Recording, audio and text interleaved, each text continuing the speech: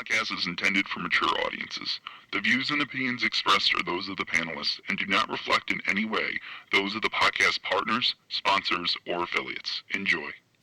Hi, this is Michael Buffer, and you're listening to the Voice of the People. Let's get ready for Boxing Voice. Hey, Daddy, this is $1 beat. BoxingVoice.com. No matter what nobody say, man, Spirit, can't nobody fuck with me, man. You know, I can't be fucked with, you know. Dazn Beyonce Productions. Whether you pay to see me win, or you pay to see me lose, you're gonna pay. Fuck it, your kids still gotta eat. I don't have to watch, you know, any footage of a fighter. I mean, because I'm Floyd Mayweather, everybody gotta watch me. I knew eventually I was gonna have to fight Oscar. I feel like he was straight up and down, no really no special effects. BoxingVoice.com. How can Canelo have the biggest deal? Your deal is for $300 million, and I made $350 million just in one fight. And you're fighting on the app. BoxingVoice.com. I'm a king, okay? I eat a feast. Every time I eat a feast. And when I get up from the table, I don't give a fuck who get the leftovers. At the end of the day, follow my green print. Dazn Beyonce Productions. BoxingVoice.com. Ain't no other sight in the game to see the boxing boys. Good morning, TBV. Good morning. Welcome back, ladies and gentlemen. Back like we never left you, at least for our Patreon family that got to rock out with us for a 5-hour show yesterday. Damn, yo. And let me tell you, I keep bragging, but it is one of the most watched shows on Patreon. I couldn't believe waking up to those numbers, how many people consumed it overnight, especially when it's a 5-hour show. A special good morning and apology to Gil, Castle Hill Gil, our New York ambassador. We were supposed to start today at 6 or 7 a.m. start time, specifically for an on-demand show that he paid for, but that couldn't happen. You know, we couldn't get it together. Last night was a extra long night. We finished well past midnight, setting a TBV record for sure. Shout out to Coach Mitty all the way in the UK that rocked out with us as a co-host panelist for 5 hours. Doomsday Lioness, Enrique Church, and Mario Munguia. We definitely put down a great show along with all the callers, man. And it definitely got heated, man. I don't know. I smell Stone Bone and Casual on a boxing bars wars one day. But yeah, you had to be there. Listen, man, this morning, like I said, it is an on-demand topic. I am going to refund Gil, but I'm still going to give him what he needs because I know he's on the road driving from New York City, from the BX, all the way down to Florida, and he wanted to rock out with us. And, you know, I honestly, truly feel blessed that people would rather listen to us than the radio on all those hours. So, man, shout out to Gil. Stay safe on that road. Light one up. Don't worry. They'll think it's a cigarette as you drive past them. And prepare for this show that you wanted. We are here to discuss an interview basically that was done with Ak and Barack. You know, we debated on one of our overtime shows their, I guess, what's the right word to use? Fuckery here. Their value, right? And I argued that they have value.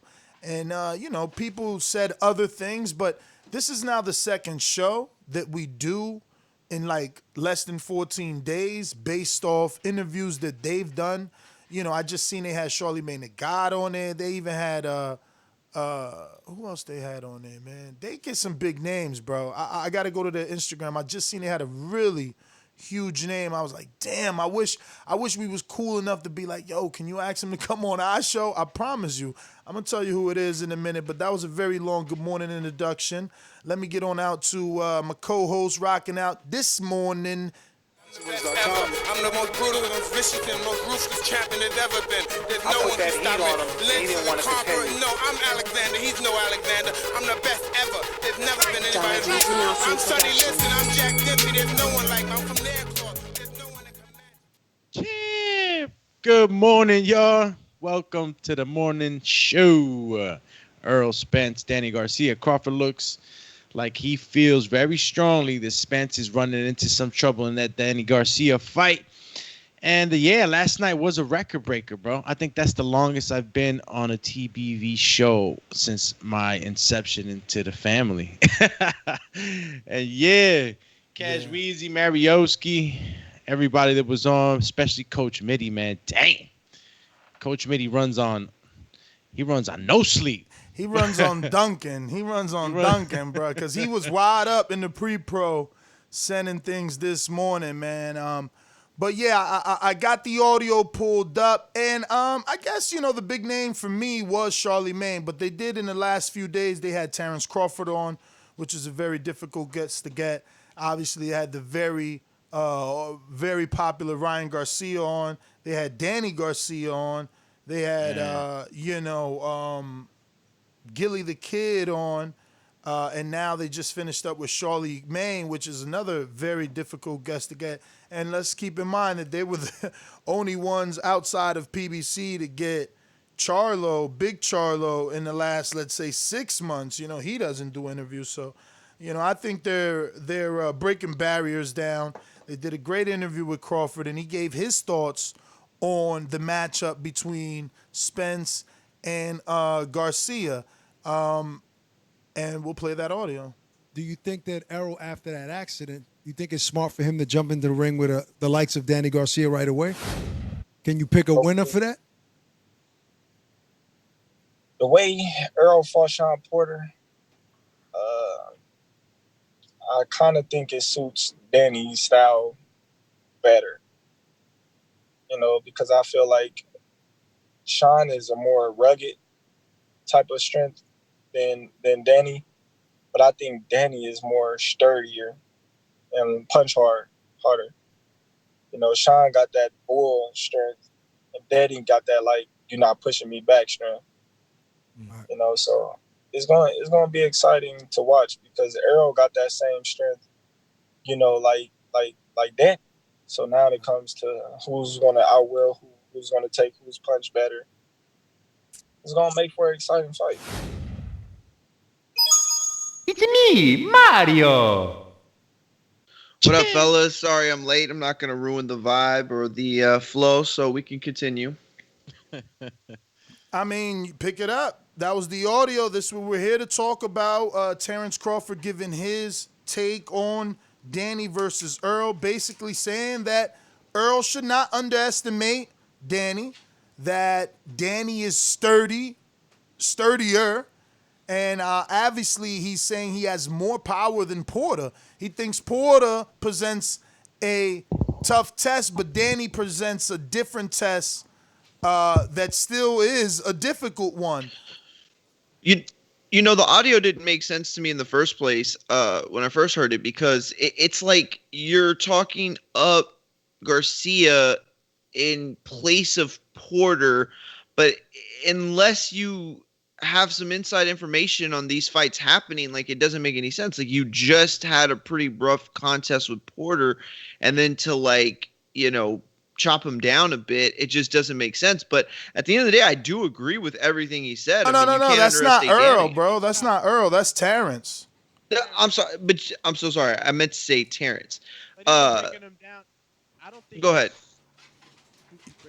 Do me, Mike again. Okay, I don't think he's breaking him down. Breaking him down per se, like saying, okay, he's a little less than what Danny's going to be bringing. I think that he's stating what he sees, right? When he says Danny Garcia is a little sturdier, to me, what that translates to is that he punches harder because he's standing on his punches. He really flattens out on his feet when he throws his punches. So that's sturdier, and that makes sense to me.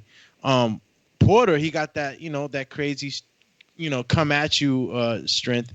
Is that? Oh, I thought you were raising the scepter there, Mario. Oh no, go ahead. Yeah, but so it's like I kind of like the breakdown. It's deep, right? You know, if you're in the ring and you use these words amongst boxers, we kind of know what you're kind of meaning.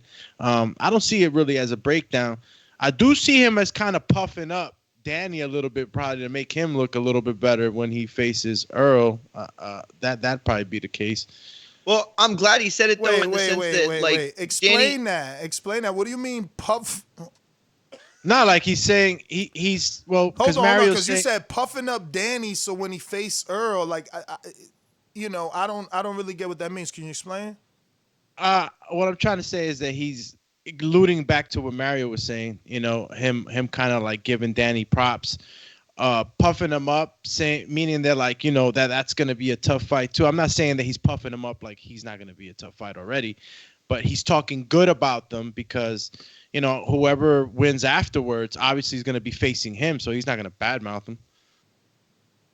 Yeah, that was the point. I'm sorry that I was trying to make is that Terence, rather, he's been in a situation where the Porter fight was the fight that seemed more, I guess, closely resembling anything that could be made as opposed to Danny. Like, we know where Danny's going.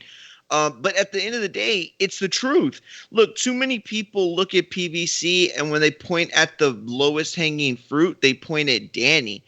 And why I don't get it. This kid has shown that his greatest strength is his ability to win. And that might sound like nonsense because it's like when you talk about attributes, you talk about speed, you talk about strength, you talk about footwork, you talk about your ability to put together punches. But what's the ability to win? Like, how do you point that out? You know what I'm saying? Like, you can point out speed and quickness, and you can point out agility and strength, but where do you point and say, oh, look, this is where he's winning? Like, you can. It sounds nuts, but it's the truth. This kid just knows how to win, and that is the most dangerous attribute in all of sports. Okay, not just boxing, in sports. We've seen guys that just know how to win. Tom Brady's, Michael Jordan's, and I'm sorry, I know that it's going to sound crazy, but you can throw Danny Garcia's name in there as one of the greatest sportsmen or athletes that just knows how to win. So he's not wrong. And I think that it needs to be said that so many people look at this Errol, Garcia fight and say, oh, well, Garcia's the lowest hanging fruit or whatever. But the kid's just done it too many times to be taken lightly. How much credit? Let me read these quotes real quick, Doomy, and I quote, I don't know what his status is on his injuries, or his health, Crawford said, but all I know is, it's gonna be a good fight, and Danny Garcia ain't no pushover. Like I've been telling people, like, he ain't no joke to be going in there just thinking you're gonna do what you want with him. So, Errol, he says, and Errol ain't either, so that's gonna make for a great fight. I wish both of them the best. End quote. But another one that I want to bring up is he says, because this is, I think, where he's judging the fight from, like, and he says, and I quote, the way Errol fought Sean Porter, I kind of think it suits Danny's style better, end quote. So I just want to say that, like, that Errol went into both of those fights, right? The Garcia Mikey fight and the Porter fight, wanting to prove to those people, for Mikey, it was to his fans and to the experts, hey, I could box. I'm not just some brawler. And then to Porter specifically, it was like, hey, I could beat, you ain't no bull, I'm the bull. But that doesn't mean that he's going into the Danny Garcia fight and is going to say, all right, I'm going to give you the fight that you want. He could choose to box. Terence is basing his, prediction of how the fight could play out based on Errol giving Danny what he needs, meaning Errol coming forward, Danny being who he is, the counterpuncher. What if Errol decides to do the Mikey Garcia style is all I'm saying. Yeah, it could be a different fight. Errol hasn't shown us everything. According to him, he's only shown it to us maybe once in that Mikey Garcia fight, some wrinkles that we usually don't see. But I think Errol just he's like a machine to me, man. He falls right back into what he's good at, and that's attacking inside and trying to finish a guy. I don't know how much boxing he'll do with Danny because Danny don't move around as much either. So Danny's not flat-footed, but he plants his feet for most of the fight. He moves around, pretty good in around the ring, but not as on his toes as other fighters. So yeah, this could be a booth fight, and it's a dangerous. Yeah, go ahead, Mario. No. I just want to make sure that I'm understanding this correctly. You're saying if Errol comes in with the same, let's call it a strategy, or the same approach that he had against Mikey, that plays into Danny's offense? That doesn't.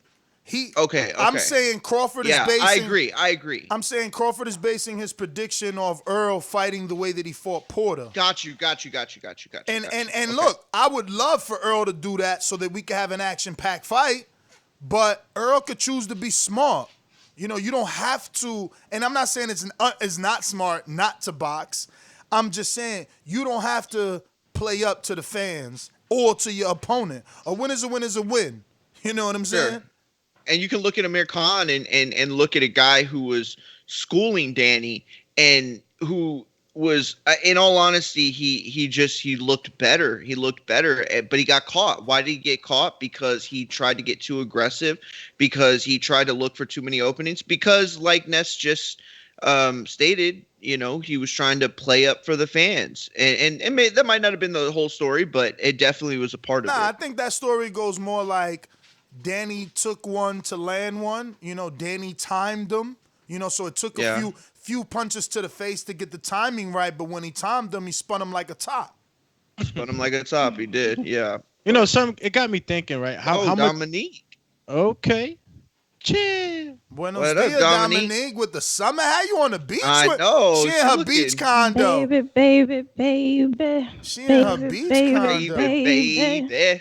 I got the feeling boxing is back today, so I get real bougie on fight days. I hear you. Stun on Shakur is back. Chill. Yo, how much credit? Got me thinking, right? How much credit do you give to that statement? Like, oh, I didn't want to take Errol now because if I beat him, then he they're gonna say that he wasn't ready. So, I mean, what's Danny Garcia's take on that? You know what Danny I'm saying? said, if you ain't ready, we did a show on it. Danny said, if you ain't ready, don't get in the ring with me then. I mean, Crawford, if I was Crawford, I wouldn't have really said that, even though I totally agree. Like, if Crawford got this fight, went in there and whitewashed Errol, people would blame it on the Ferrari. So I get Crawford 100%. He's in a lose-lose situation with this. But at the same time, I'm riding with Danny in the sense that, hell yeah, jump on him. I told Canelo jump on him. I said, he hurt? He hurt? Bring him to Texas. Let's do 160 for 100,000 Cedars, Dominique. Like, listen, this is boxing, which equals chess, not checkers. I got to make strategic moves. My pawns need to grow up to be queens. I don't know what y'all talking about. Like, So chess moves in the sense that also you got to look at the good and the bad from every move. And it's like, imagine if Errol comes out and just fades Danny completely. Like, imagine what that stock looks like after that. And don't you think that it would be a little harder for Crawford at that point to get the fight under the terms that he would want? Exactly. Look, jumping on it now, even though, listen, the powers that be there was no way the powers that be was going to say Errol, unless conspiracy theory time. That's why we need that. Because unless Al and them know Errol is done, then they would have cashed him out, did a top-ranked pay-per-view right now. But if they believe in him and they know he just need a bounce back, no. Like, you beat Danny, his stock rises. That Crawford fight got pushed back because now he becomes more of an option for Pacquiao, the bigger legendary fight. Yeah, and if you're a warrior, you're going to exploit your weakness. You're going to exploit the weakness of the person, your opponent. Like, you're going to do it. Like, that's what the whole name of the game is. So it's about timing. It's about opportunity. And if I'm going to go in there and dominate and everybody's going to say it's the car accident, I feel Danny, I'm walking away with that win. I'm walking away with these belts, and we can hash all that out later. Exactly, Dominique. What's a bigger 2 fight? years from now, BoxRec ain't going to say, oh, yeah, by the way, Errol flipped over in a car. A star by it. Yo, listen, Dominique, is Danny Garcia in your mind the biggest fight for Errol Spence thus far? Like, if they were to fight tomorrow, would you say that that's his biggest fight, or do you still feel like Garcia or Porter merits that? Well, I thought Mikey was his biggest fight. I thought Porter was a tough fight. I don't see Danny as big of a fight as I saw Mikey as, and maybe it's because he already fought Mikey, and I know he dominated that fight. So I'm not even talking about the skill level between Danny and Mikey. I'm just saying as far as hype from a casual That's fan, what I'm like, saying too. Yeah, it was a huge step up for Earl, and we was all very excited about that. And then he kind of dominated. So I don't feel like the same build up I'm gonna give it with the Danny fight, but I want to see it. And people need to understand when she says step up, she's talking about business. She's talking about how big it was. She's not talking about skill set versus each other. She's talking about the event, and that was Earl on a platform like big time in a stadium, I mean? Like in that stadium, was big. pay-per-view. Mikey Garcia. Go ahead, yeah, Mikey Garcia and Mikey Garcia and Earl. They had like a special formula, that made that fight as great as it was, and it was the whole, Mikey coming up and challenging the big dog at the next weight division, and that's why we got so much attention on it. I really don't think that we're giving this fight the credit it should have, though. Like, Danny Garcia is a star, bro. Danny Garcia has, sold out the Barclay. I mean, he's got record numbers at the Barclay. So this is a big fight as well. This is a real big fight. Yeah, that's why. I think the traction it hasn't gotten it as much. It's also because of the times we're in with the whole coronavirus and everything else, and not being able to do, the pressers and the face-offs and everything else that goes along with the build-up. Plus, no official announcement. Remember, there's no official announcement. This is who I'm fighting when I come back. It was supposed to be June. Now they talking fall. There's no official announcement. I just want to say before I turn it off, I think Dominique wants to jump in. I can't believe that this is the world that we living in, that Mikey Garcia is the bigger fight. Like, even after we seen what happened, we're still saying that Garcia is the bigger fight. Man, that's sad. But look, let me clarify. We're not talking about how the fight went. We're talking about everything that led up to the fight. Like, you got to remember that feeling. And that's right. Off name alone, when you were like, oh, Earl about to fight Mikey, like, you just felt something. I mean, and when you're a boxing fan, it's certain names put together. You don't need a presser. The rumor gets you excited. And it's like, I don't feel like the Danny rumor is getting you excited. Sorry. As excited. I hear you. I hear you, man. I just feel like, it's like, that's why Andy Ruiz is so big, right? Because of that demographic. And I'm kind of like, wow, Puerto Rico used to be a huge thing in boxing. And I think since Miguel Cotto and Trinidad, we've lost that, right? Felix Verdejo didn't pan out. And then they got that other dude, Pitufo. He didn't pan out. And, what happened to Pitufo? Bro, Shakur spanked him, and somebody before that. I think my Sausi before that. It's like Puerto Rico's let their fan base down, and Danny isn't the star that he should be because they haven't kept that rich boxing community the way that Mexico continues to shell out fighters. You know what I'm saying? But Danny should be a bigger fight. I think that if Earl does that in Brooklyn or Texas, it does the same amount. I think it's better off in what's bigger? Is bigger Brooklyn. Like fan interest? Is it numbers? Like, what makes it bigger? I guess both. Yeah, like definitely the fan interest, but also the numbers. Like, financially, it'll be a better fight. Financially, would they put it on pay-per-view? They've rumored this to be on pay-per-view. It would be Danny's first pay-per-view. It's going to be interesting. This would be Earl's third. So, there could be an upward trend. And the mystique of what is going to happen. Is he hurt? Did the car accident take something out? Can Danny land the left hook? I think it's like Doomy said, they haven't promoted it yet because it's not official. There's no official announcement. When they make one, we can't have a real press conference. You know, this is a big fight to me. I think this But is off a big name fight. alone, does it give you the same feeling? And I like Danny. I mean, I think, oh my gosh, I love a Danny build up. I love how flashy he is. I like the whole thing that comes with him being a part of like a fight promotion. I don't know why it doesn't give me like the goosebumps right off the top. I don't know why. My answer to that would be Thurman's answer. And the reason why he wants a Danny rematch. He said when he fought Danny, his popularity shot through the roof. Now, I'm sure that's changed since he's fought Pacquiao. But he still wants a Danny rematch. Like, I got an interview on YouTube where he expresses like, yo, after the Danny fight, everything changed. So there's popularity in that fight. I mean, Porter wanted it. Errol won. You got to think about Danny. Like, people like to write him off, but when Thurman made it, he called out a 140-pounder in Danny.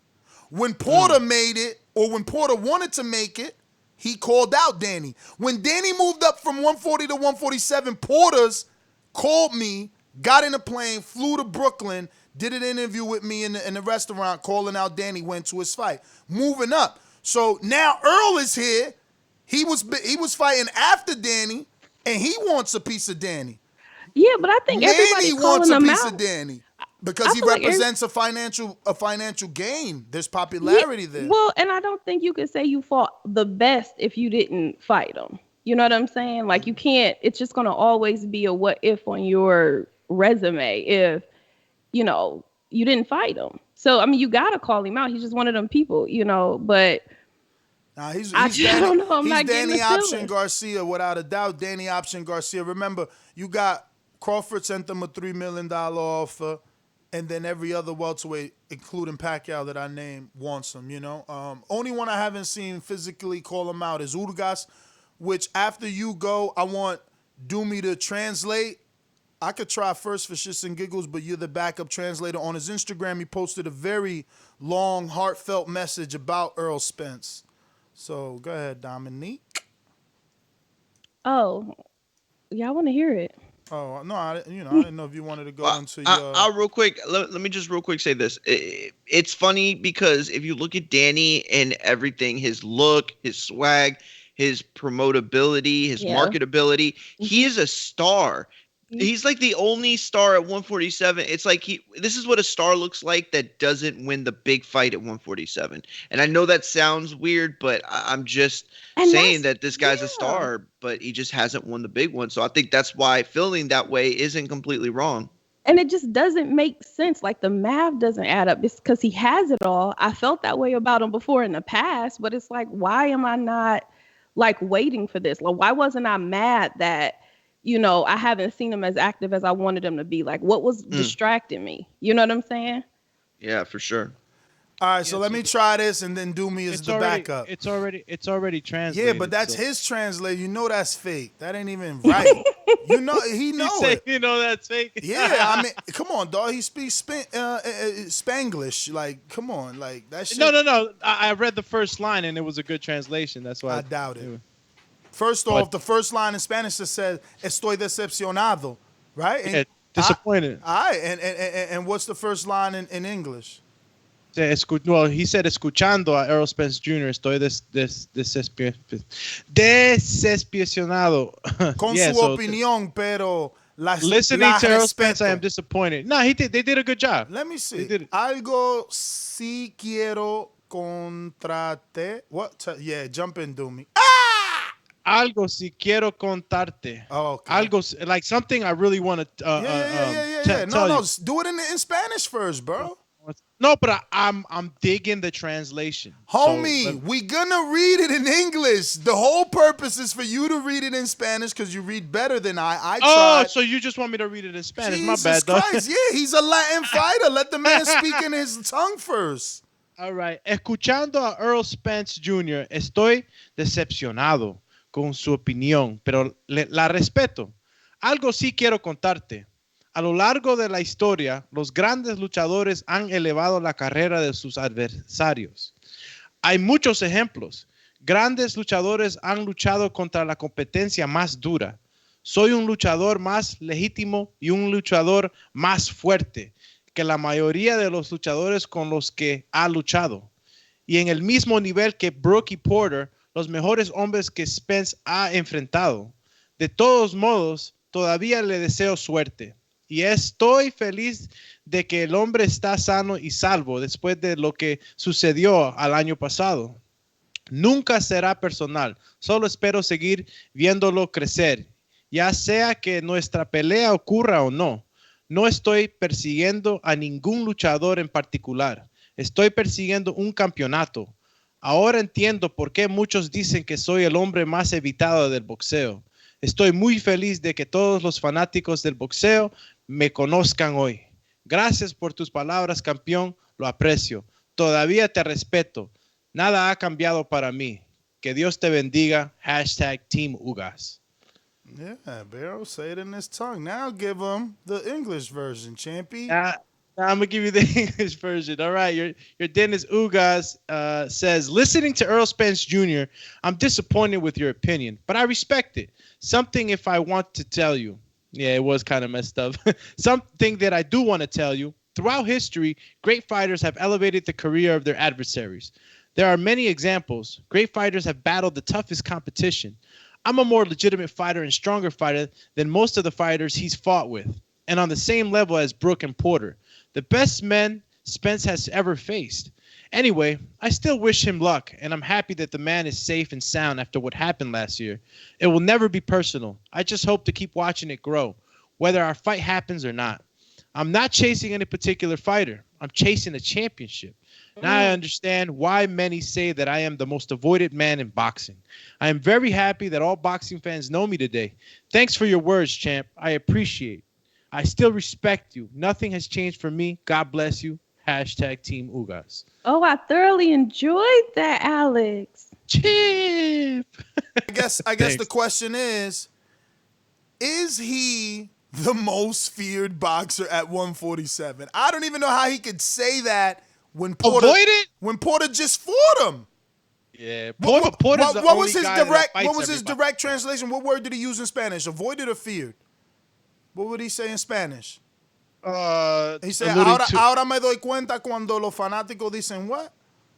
Okay, he said, estoy muy feliz de que todos los fanáticos del boxeo me conozcan hoy. Gracias por tus palabras, campeón, lo aprecio. No, Doggy. I'm talking about when he says something like, yo, now I see why the people think. Ahora entiendo por qué muchos dicen que soy el hombre más evitado del boxeo. He said, now I understand why. Evitado's avoided. Yeah. Not So feared. Not feared. So he used the word avoided. Is he avoided? Absolutely. Because he represents nothing. He represents nothing. It's a tough fight. I wouldn't He say represents that. a tough fight. Bro, exactly. Ugas? And in boxing, Dominique, tell these gentlemen in boxing, what is a tough fight when you don't have popularity? What is Nothing. And what is the synonymous phrase for that? Low reward, high risk. Come on. High risk, low reward. How do you get a guy like your Dennis Ugas to a title shot, man? I mean, he's pretty much done what he needed to do. The same way Earl responded to him. Earl said, man, I don't want to hear that shit. I don't want to hear no fighter begging and crying or complaining. Now, he ain't said it that way, but he said, I don't want to hear fighters complaining. Because why? He got in his mandatory route and he went to another country.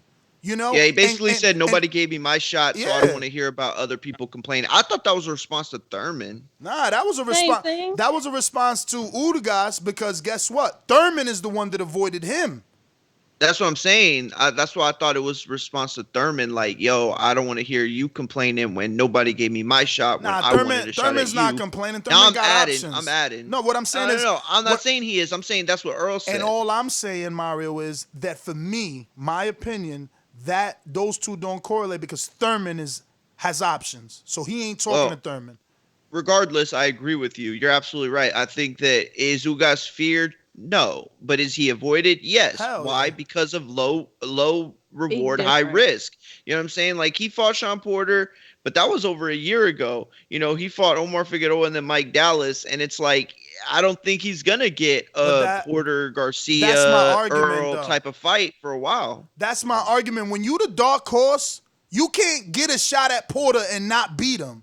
Like, I don't want to hear the people that's going to call in like, yo, Ness, do a film study. He won that fight. Doggy, in boxing, if you don't do enough to win, you ain't win.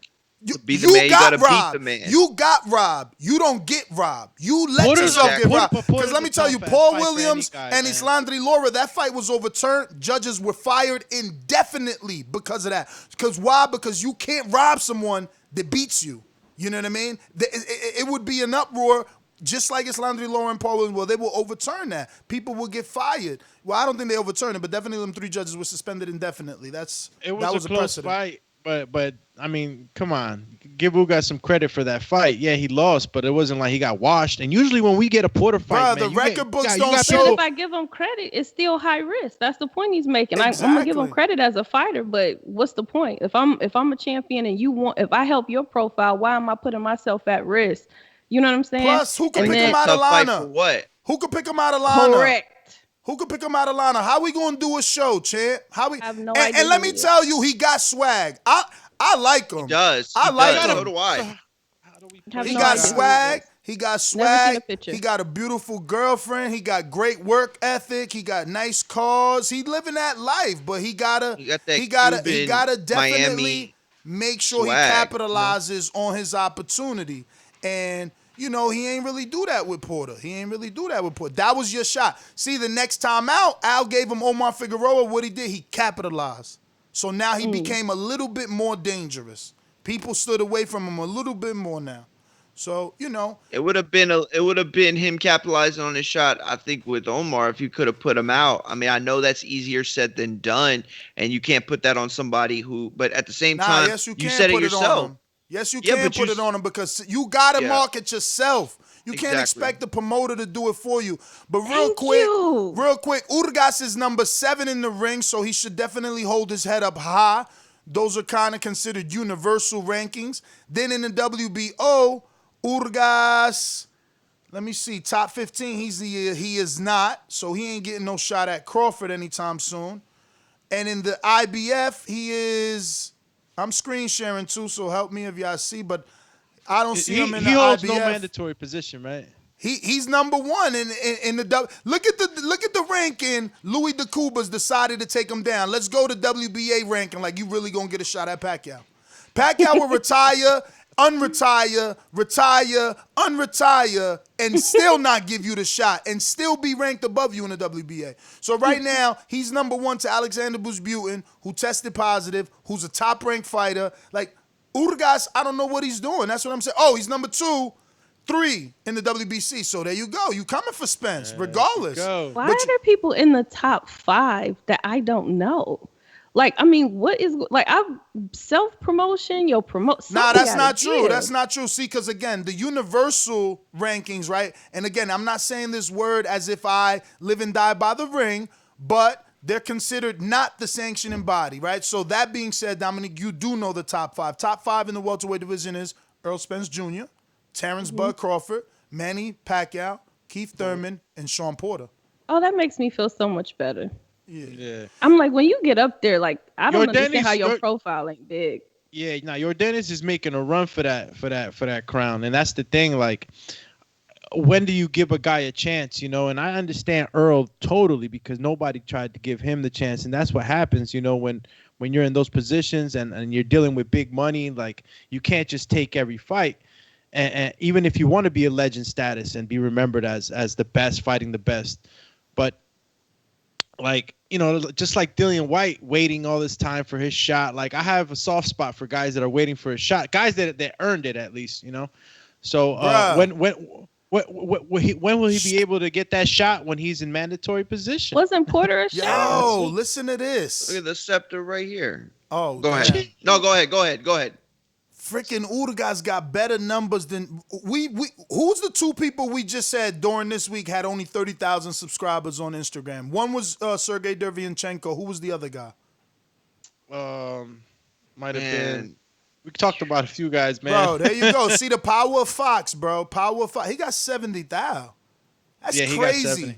That's crazy. The That is the Triple power G, box. Derevchenko fought Triple G and Daniel Jacobs, but both were on Dazn, and he only got 30. Ugas fought Porter and Omar Figueroa on Fox and got double. Yeah, Got a there's YouTube channel too, huh? There's this famous line in battle rap where it's like, I'm the dude that sends you through other dudes to get to me. Y'all get that, right? Like a mob boss be like, nah, don't talk to me about it. Talk to someone else about it. Yeah. Then he'll talk to me. That's kind of like the Ugas position. And that's the position that you'll find guys like Ugas in, where it's like other guys got to get through them to get to the top of the division. You know what I'm saying? The top of the division mess with each other. And so it's an unfortunate spot, but it's a necessary spot in careers like that. Yo, he's in the position that I put everyone else in. Create your own lane. You know what I'm saying? Look, you can stay in the WBC. So now what you need to do is get Louis DeCubas to get a petition where you and Thurman could be an eliminator for the next mandatory, because Danny's the mandatory, or you and Porter could be an eliminator for the next mandatory. Now, a guy like Porter might feel like, I got a big enough name. I'm not taking your mandatory, Mauricio. Cool. That means Porter's bumped out. Ugas could fight, let's say, Ivanesian, Virgil Ortiz, Quadrichilo Abdurakorov in an eliminator to get to Errol faster, because right now he's only number 3. And there's 2 bigger names in front of you, the mandatory Danny and then Sean Porter. How do you get above them? You can't just sit around and wait. And you aren't any of the top 5 that Dominique knows, so Al's not giving you a big fight. What do? Louis DeCubas needs to put him in the ring with Sergey Lipinets. Knock off one of the other guys so that there is no other guy. Get Lipinets. You know, that's another guy on PBC. You not getting Mikey. You not getting Virgil Ortiz. He with Golden Boy. You know, people need to be realistic, you know? So he fought Porter, correct? He did. And lost. And wasn't that a test? I mean, it was a tight fight. Some people are going to call in and say, Dominique, you need to watch it. He won that fight. But, you know, you ain't doing enough. He don't do. When you have he a don't tight let fight. his hands go, man. Like, look at what Mario said, bro. Omar Figueroa started at like 130, and you ain't knock him out. Like, okay, neither did Errol when he fought Mikey, but Mikey and Omar aren't considered never to be the same. Maybe at one point. Not at all. No, maybe at one point when Oscar first signed Omar all those many years ago as a high schooler, you know, they seen some sort of potential in that good-looking kid. But then he showed that he can't stay in his division. Like, he couldn't keep the weight down. So, I expected Ugas, like Mario said, to knock out Omar. I know it was a tough task, but, you know, think about it. Omar had 2 scheduled, and I think they even did press conferences with Broner. Yeah. Like, Omar was a big name that Ugas didn't capitalize all the way. Go ahead. Yeah. So I figured out what he did wrong. What'd he do wrong? He did not capitalize on that close fight. So if you got all these people petitioning for you that you really wanted, you were supposed to throw a big stink. Everybody was supposed to know about it. We were supposed to see the highlight reel, and you were not supposed to let people forget that. Use the social media to your advantage. Then now everybody either wants to see that fight again, like more people want to see that fight, whether Porter's going to take it or not. And then you can rightfully call out other people. Like, look how many people think I won. Get the people behind you. But I didn't even know that. I didn't see the fight. And the close fight never made it to me. How long ago was it? I mean, that should have been on the 2019 March. So it's like a whole year. In a whole year, it hasn't reached me. That's where it falls down, and I think that goes back to Ness's earlier point about self-promotion, man.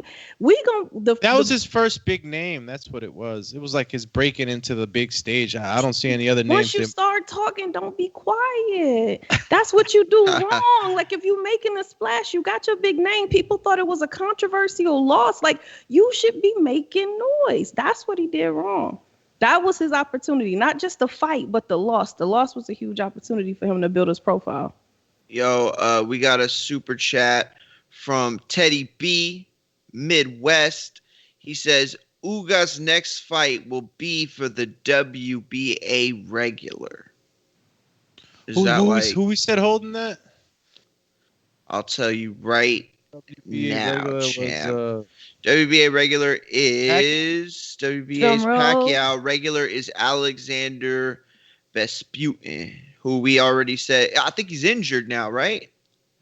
he was tested or Uh I thought Ness had said that he tested. oh yeah, he tested. That's what it is. Oh, what? Yeah. What we talking about?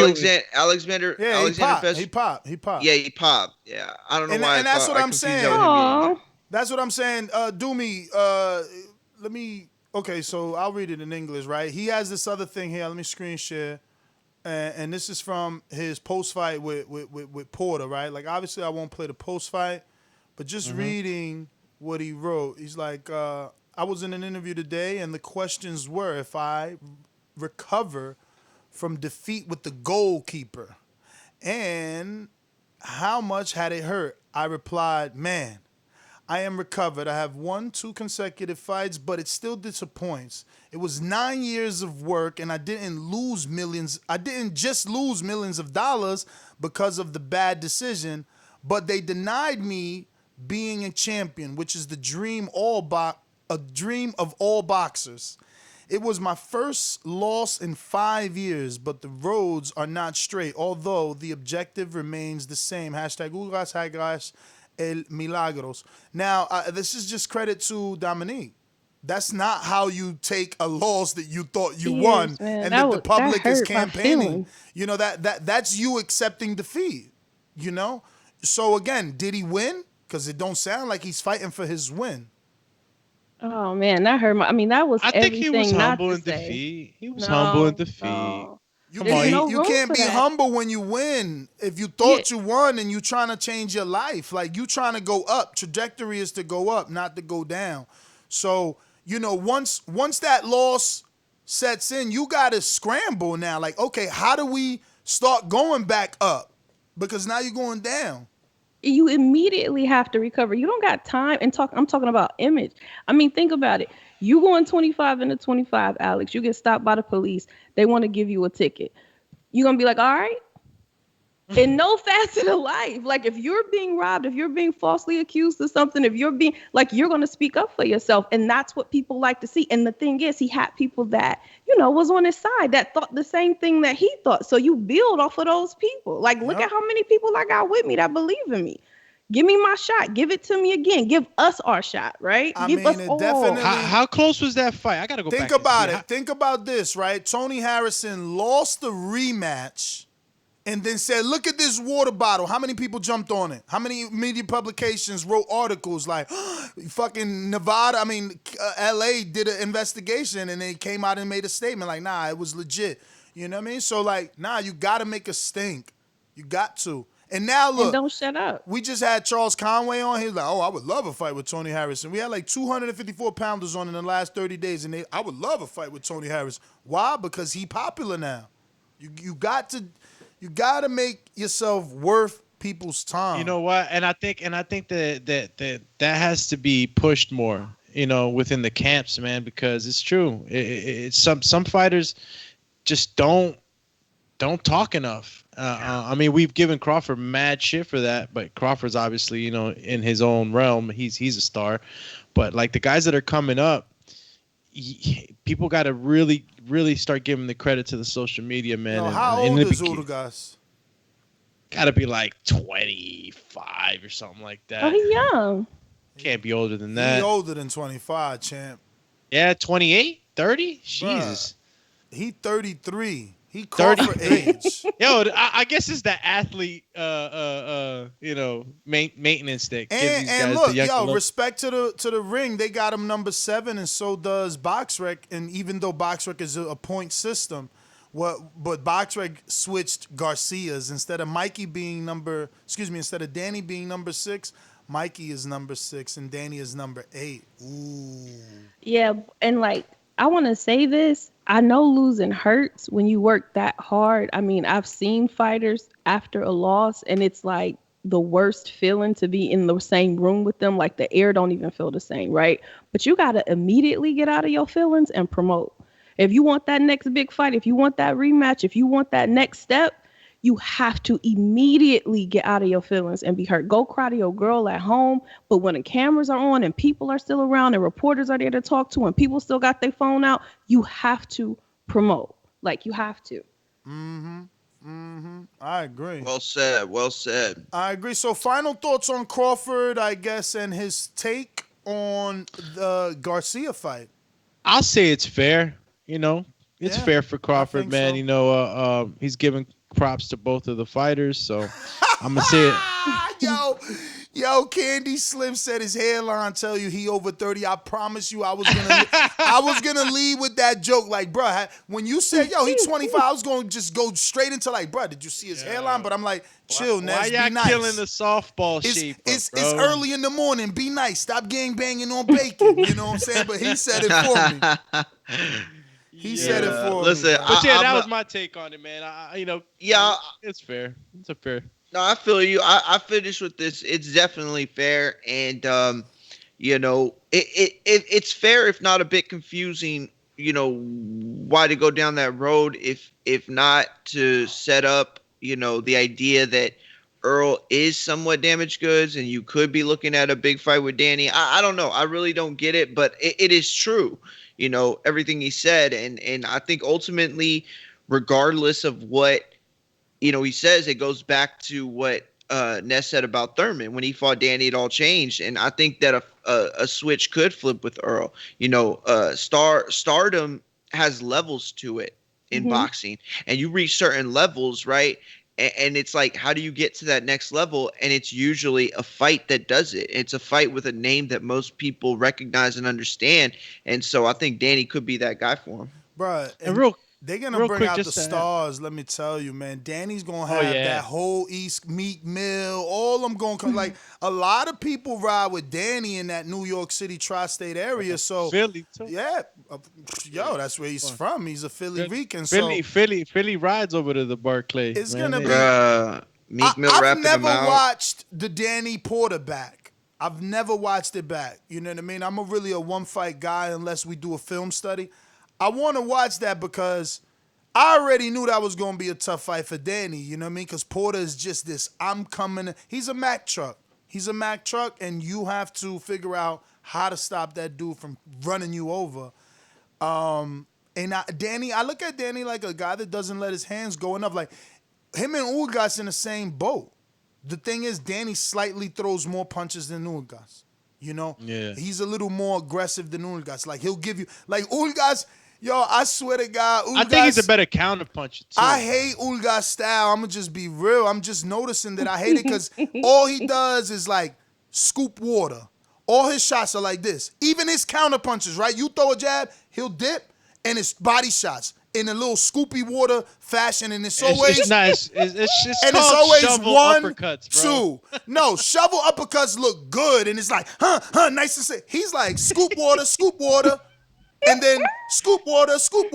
I'm like, chill, champ. Yeah. And then he doesn't let you like scoop water 4 times around. No, I ain't got it. That's Salas is he trains those guys pretty good with that style. It's worked so far for them. But real quick, just to throw a little pro wisdom in there, even though it could be just a theory, right? But Crawford and his team is smart. Even if Errol wasn't in this car accident, not taking him as a fight and allowing Danny to fight him, it's a good way to get even a better grasp on Errol's style and what he's going to be facing. Because as they start fighting the elites, if I'm a coach and I'm with my champ and I'm like, okay, we're going to let him fight this other elite guy, we're going to see what kind of problems he has with him. So it's like you're building a plan that's going to lead up to the fight, where we're going to execute the plan. We're going to know certain things about the other fighter. So this is all strategy too. Yeah, that's chess, man. It's chess, man. Chess. It's chess, man. I want y'all to keep talking about this. The more y'all talk, the more excited I'm getting. I'm getting excited about it. I think, Mario, everyone's right. You're a flip-flopper because your first opinion was the true and right opinion. I think that Crawford feels the way that he feels, and he's saying what he's saying because he's the winner in this. Whoever wins, eventually, the trajectory is undisputed with Crawford. So you're right in what you said the first time. Why kick dirt on Danny? Because let me tell you, we can go to Instagram and Twitter and see him talking both about Danny and his father. Obviously more about the father because the father had some very, comments about Crawford during the amateurs, and his nappy hair is what he said. You know what I mean? But they have history. And they've said to each other like, you ain't good. Oh, why you ducking Postal then? I fought the guy you ducked. So he could have chose in this interview to go the route that he has in the past. Like, yo, Danny avoided me anyway. And instead, he bigged him up because... Bigged him up. Exactly, because guess what? If Danny pulls it off, because there's a hidden agenda. There's a hidden agenda, right? Because he says, I don't want Errol off the accident. But let me build Danny up, because if he beats him, I want them belts. Yeah. I don't want him off the accident, but I'll take Danny off the win. You see what I'm saying? So it's like, yeah, Danny's a great fight. This is going to be a great fight. Errol, and he ain't lying. It should be a great fight. No. But at the end of the day, why kick either man in the back when you're going to face them? That's your goal. Yeah. That's not only your goal, that's the fight fans' goal. Like, we want you to undispute eventually. So, yeah. Super chat from Jared Lloyd. He says, the bum Lord Crawford should have been a Looney Tune because he stayed Daffy Ducking the real fighters. Ugas, Porter, and Kelbrook. Father Bob and the bum Lord just gassing you tenders up. Damn, Daffy. Bro, Jared, I'm calling. Jared Lloyd is clever. I was about to say that. I'm calling for Jared Lloyd to join us on Saturday Boxing Bars. I believe he could spit. I mean, the way he plays with words, he's already doing it. So his super chats are super entertaining. He's funny. They are. But yeah, bro, man. He has the formula for like the Bud Tender Stampede and shit. Yeah. I think he'd just be at home like writing names down. And he's like, all right, which one we use today? Yeah. Dominique, I want to act like you're a casual, even though I feel like you're not. But let me get your order of the welterweights. How do you view them popularity-wise? Like, 1, 2, 3, 4, 5. Who, again, is your 5? Okay. No, I'm saying, does he still count? He's not retired. Okay. He's active. So definitely Pacquiao. Then I would do Errol Spence. Then I would do, oh man, these are all like my 3 are ties. So the Sean Porters, the Keith Thurman, and I think I would. Oh, Terence Crawford is definitely on that list. So that's my 5 right there. Okay. And I don't know the last 3. I don't know that order. So you don't. So for you, Danny, Sean, and Crawford are on the same level. Yes. Okay. No, I don't know that order. I know that Pacquiao, I feel like Pacquiao and Errol are like super top. 1A, 1B. Yeah, and then. Yeah, but you gotta give me an order. We're looking for your order. That's what we're looking for. Oh, I gotta rank the last 3. So I would put Thurman, Porter, and Crawford. How you rank them? I would have to go Crawford, then Crawford, then Porter, then Thurman. Okay. Crawford, then Porter, then Thurman. Porter, then Thurman. Nah, man, Thurman beat Porter, but I hear you. Yeah, but it's like what you done for me lately type of thing. I feel that. Yeah, you're correct. Right. You're right. That's something. He's more exciting. Sean Porter is more exciting. I mean, and I don't know. It's funny how that changed, right? He went from being the guy that head butter. Yeah, the guy that couldn't get on TV because of his style to the guy that they want on TV because of his style. Because he's pushing dudes, he's pushing them to fight friendly fights. But any final thoughts before we go out to sponsors? I got mine in. I got mine in too. I'm excited. The more you guys talk about it, the more I'm excited. I'm super excited about the Terence Crawford fight after the Errol fight for the unification. And I'm gaining a lot of interest in the Danny and Errol's fight. So keep talking. These calls are brought to you by El Camino Electrical Services, experts in electric vehicle charging stations. For consultations and turnkey installation, visit us at elcaminoelectricalservices.com. If you haven't already checked out our last night's episode of Untitled, definitely do so, as it was a first 5-hour record-breaking show. We talked about everything under the sun. It was a fantastic conversation, and it is already on tap to be one of the most viewed Untitled. I woke up to the numbers. I can't even believe it. I actually got worried. I promise you guys, I was like, damn, did someone illegally share this link? These numbers are high, because it's it's a Patreon only show. So like, I'm like, whoa, people are starting to consume that Untitled and overtime show, like nothing else. But that being said, check it out if you haven't, because it is a 5-hour episode. Shout out once again to Gil, who's on the road this morning. Sorry we couldn't wake up for you in time at 7 a.m. for you can be on the road safely, but hopefully you're live with us at this moment. Remember to rate us 5 stars on iTunes. All right. We're going to go out to these callers. You know the number to call in, 1-425-569-5241. Press 1 time to voice your opinion right here on the Voice of the People hotline. Don't forget to add Nestor Gibbs on Skype to be part of the conversation. Going out to Texas, Border Wars fighter, 2-time. I'm gonna go ahead and beat up Danny Garcia. Hey, Daddy, this $1 bill. You need to take out that green jacket because I just took your bill. It's fly, you can't even set out an arena. The only reason y'all pay per view because you fight me. So you sit down somewhere. Sit down somewhere. You will not be fighting on pay-per-view one for me.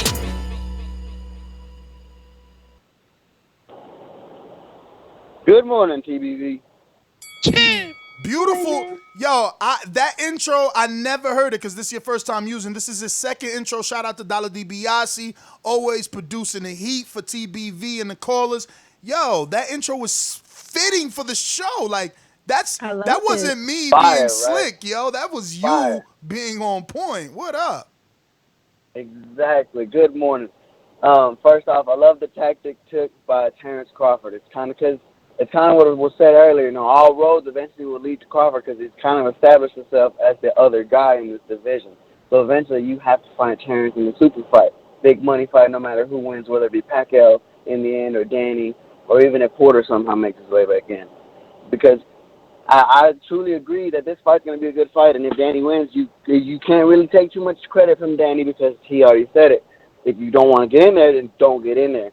So I understand Crawford's sense of not wanting to fight him because of the accident, but I also understand if you want to fight, then fight. But I like the tactic because he understands all roads lead through Nebraska at least. But this fight with Danny, I think it would do bigger numbers simply in the Barclays because Earl's fought in the Barclays a couple times, and Danny always fights in the Barclays almost. He's got big crowds out there, so that seems like a good pay-per-view crowd for them to take place there. But that's my call. Matt Machine Gun, as always. Dan, that was an interesting intro. We might have to use that next time we do an Earl show. Let me get on out to Vegas. Caesar, talk to us real quick. We got a super chat from R. Jonesy who says, Ness ain't gonna talk about how EJ got on Keith Net. Send me a link. I don't know. Caesar, what up? Yo, how's my sound? You good? Pretty good. Morning, TBV. Hope you guys are having a good Tuesday morning, man. Thank you. I do agree that Ugas is avoided. Obviously, he's high risk, low reward. He gave Porter a good fight. I'm just ready for some boxing, man. Like the whole Errol situation. It's just, I'm so excited about today, man. I'm super pumped up. I bought a new TV, so I'm ready for the fights. Damn. Yeah. But yo, what was I gonna say? I was gonna say something. Yo, Border Wars. Where are we standing? Where are we on that, Ness?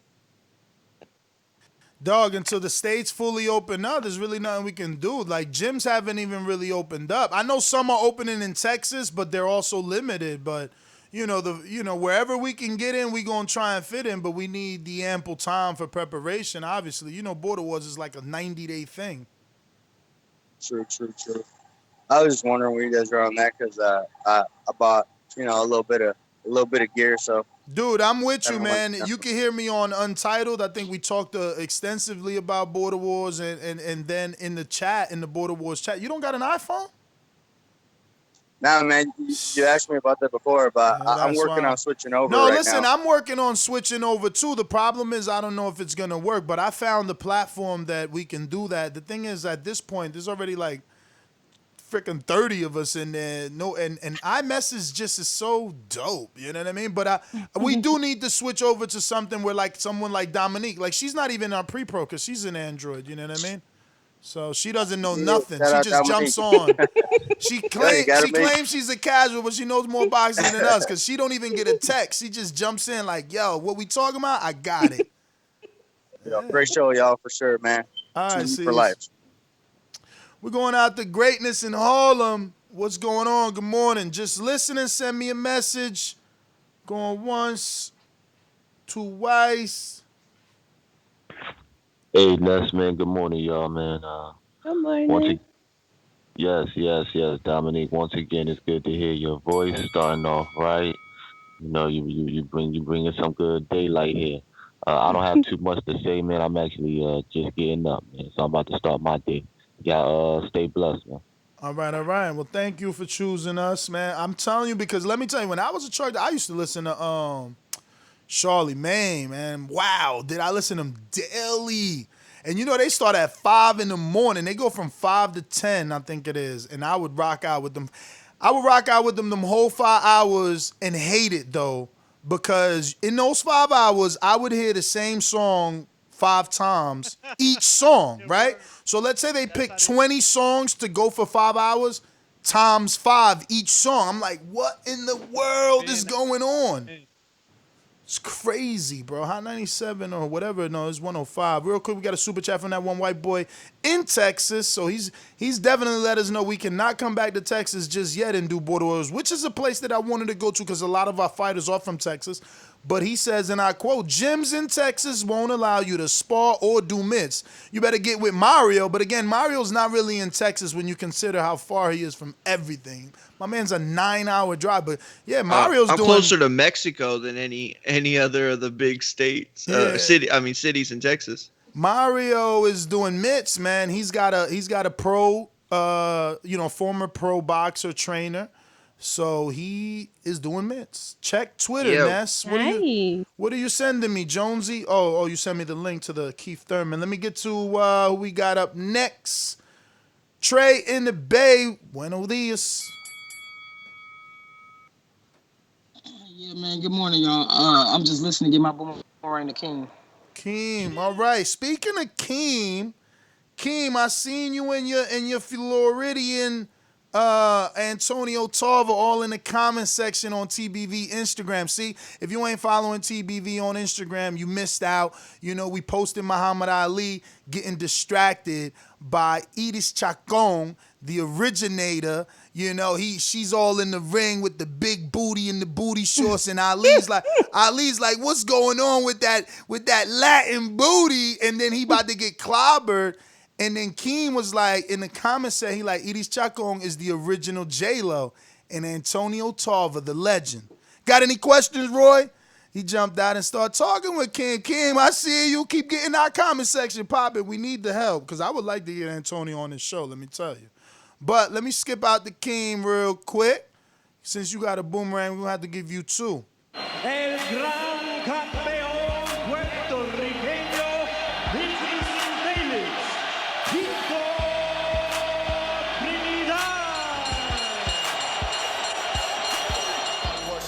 You got any excuses tonight, Roy? Let's not ask questions like that. Let's touch gloves and go to work. Let's go to work. Yo, what up, man? Can you hear me? Loud and clear. What up? What up? Yeah, that was pretty dope, man. Shout out to Tarver, man. You know, Florida boys, man. We stick together. But that was actually a good picture, too, man. I thought that picture was hilarious. I showed it to my mom. She thought it was hilarious. I ain't never seen that before, man. That was cool, yo. But, yeah, as far as the topic, man, I really we need to give Danny his respect. I don't know why people like to just try Danny like that. I mean, look at his resume.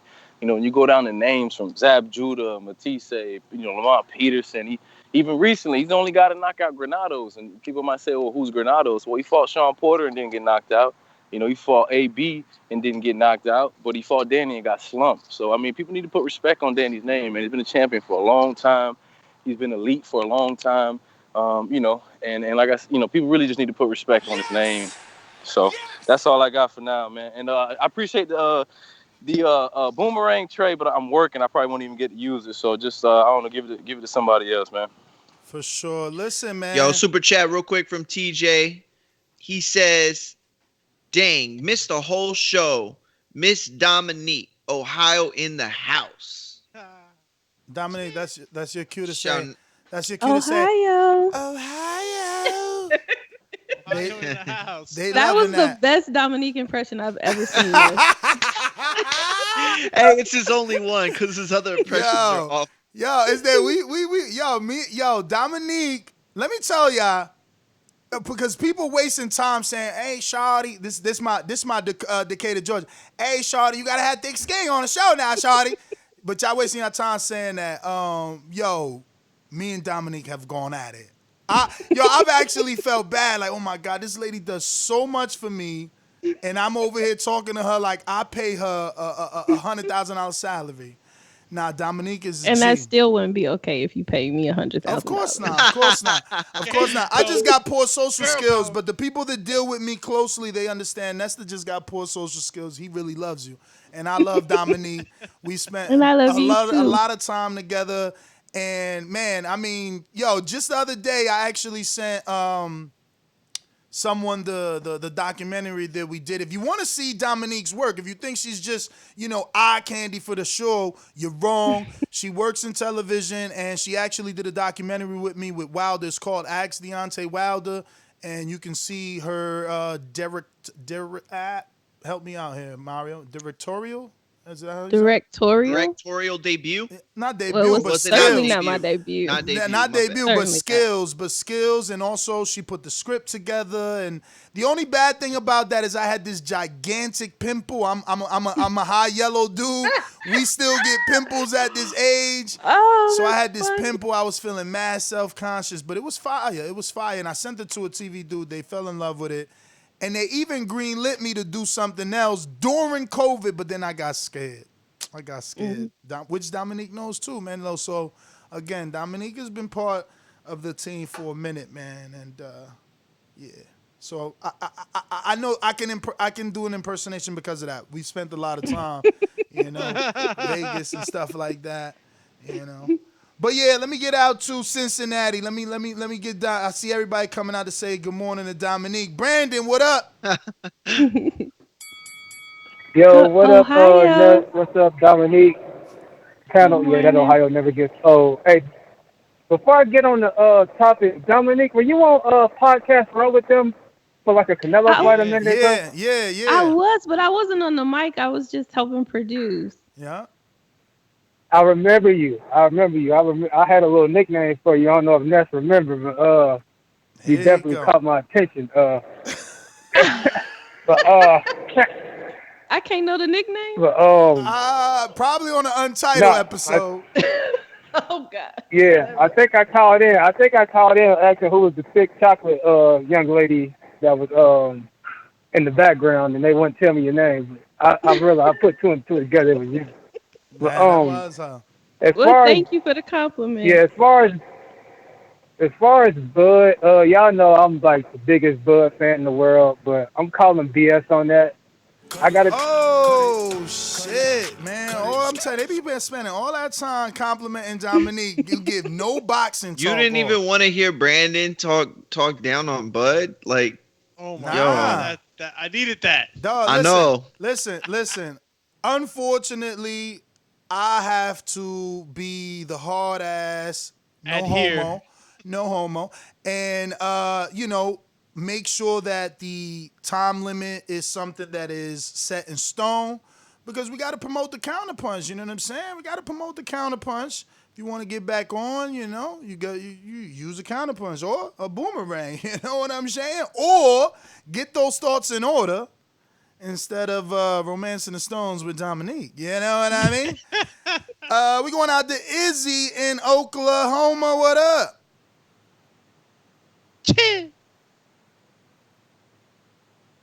It's the chin. Is he busy? Or after you heard the verse, you scared to say your name? Since Doomy gave it to him. Maybe he went, all right, he's busy. I know he's busy. He's busy. Going out to J-Mac in New Orleans.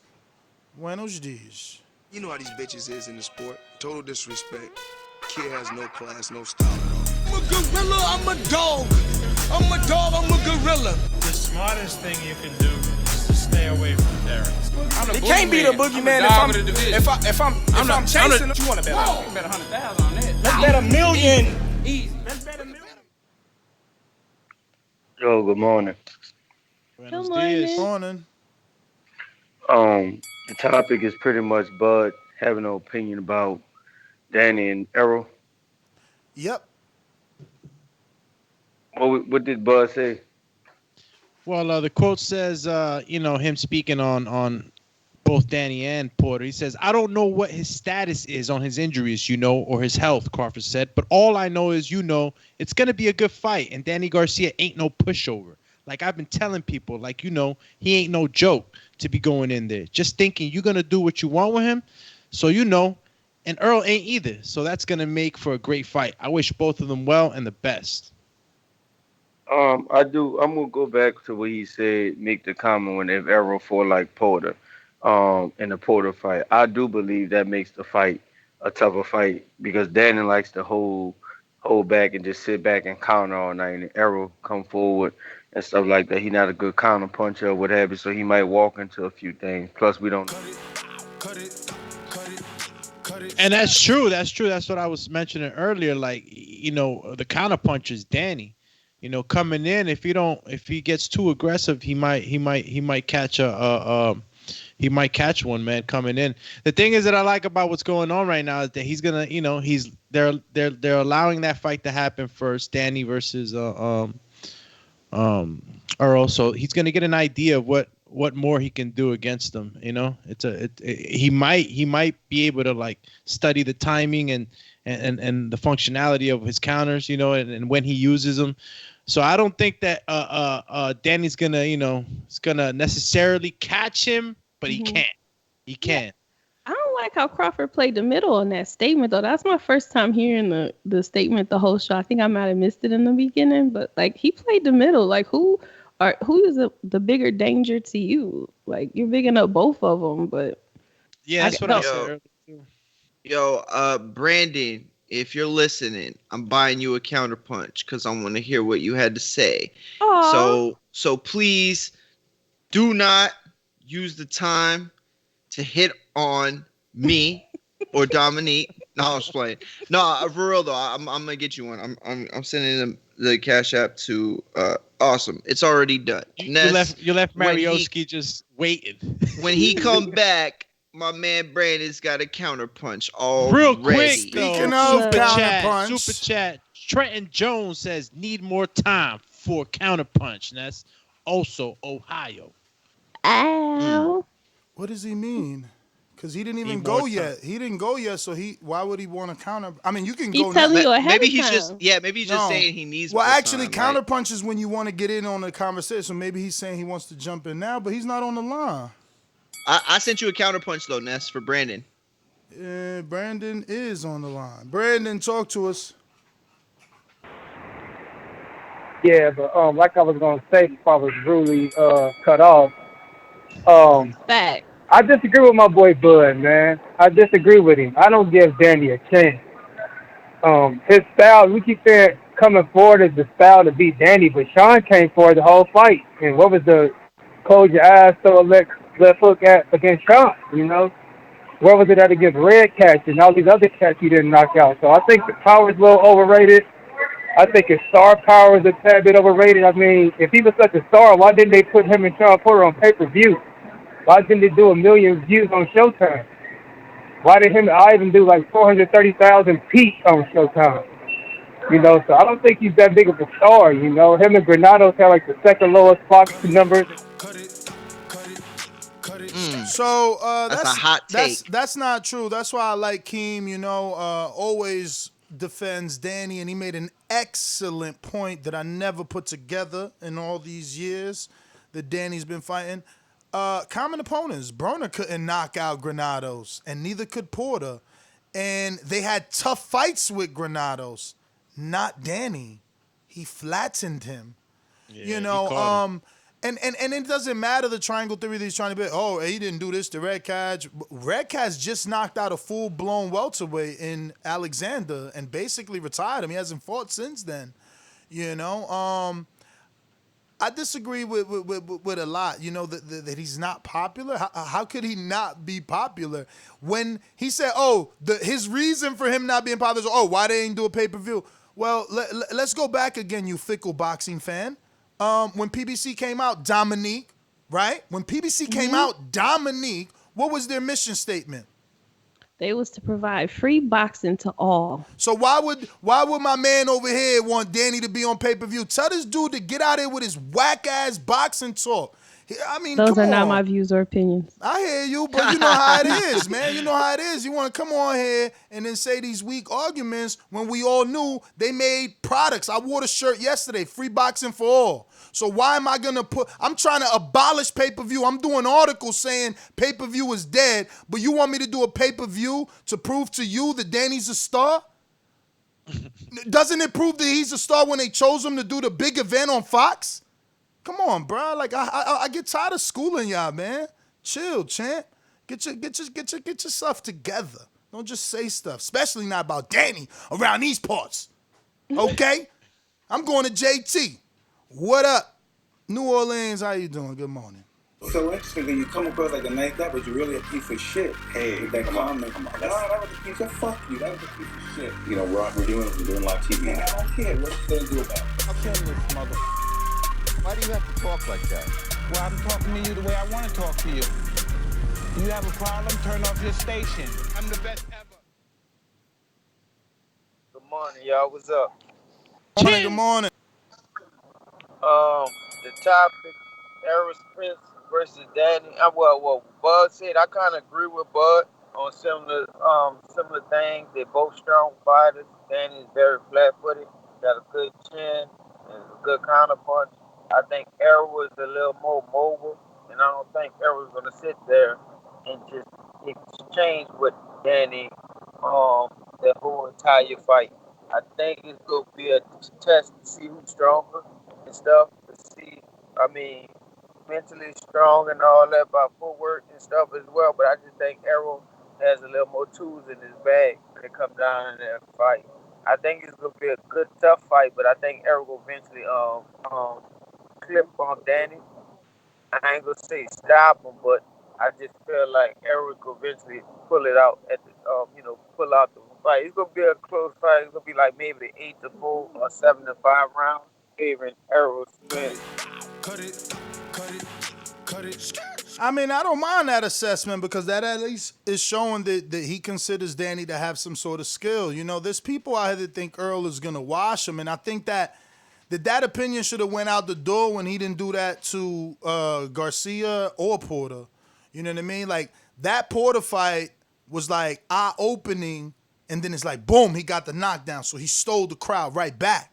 But, we was on pins and needles with that one.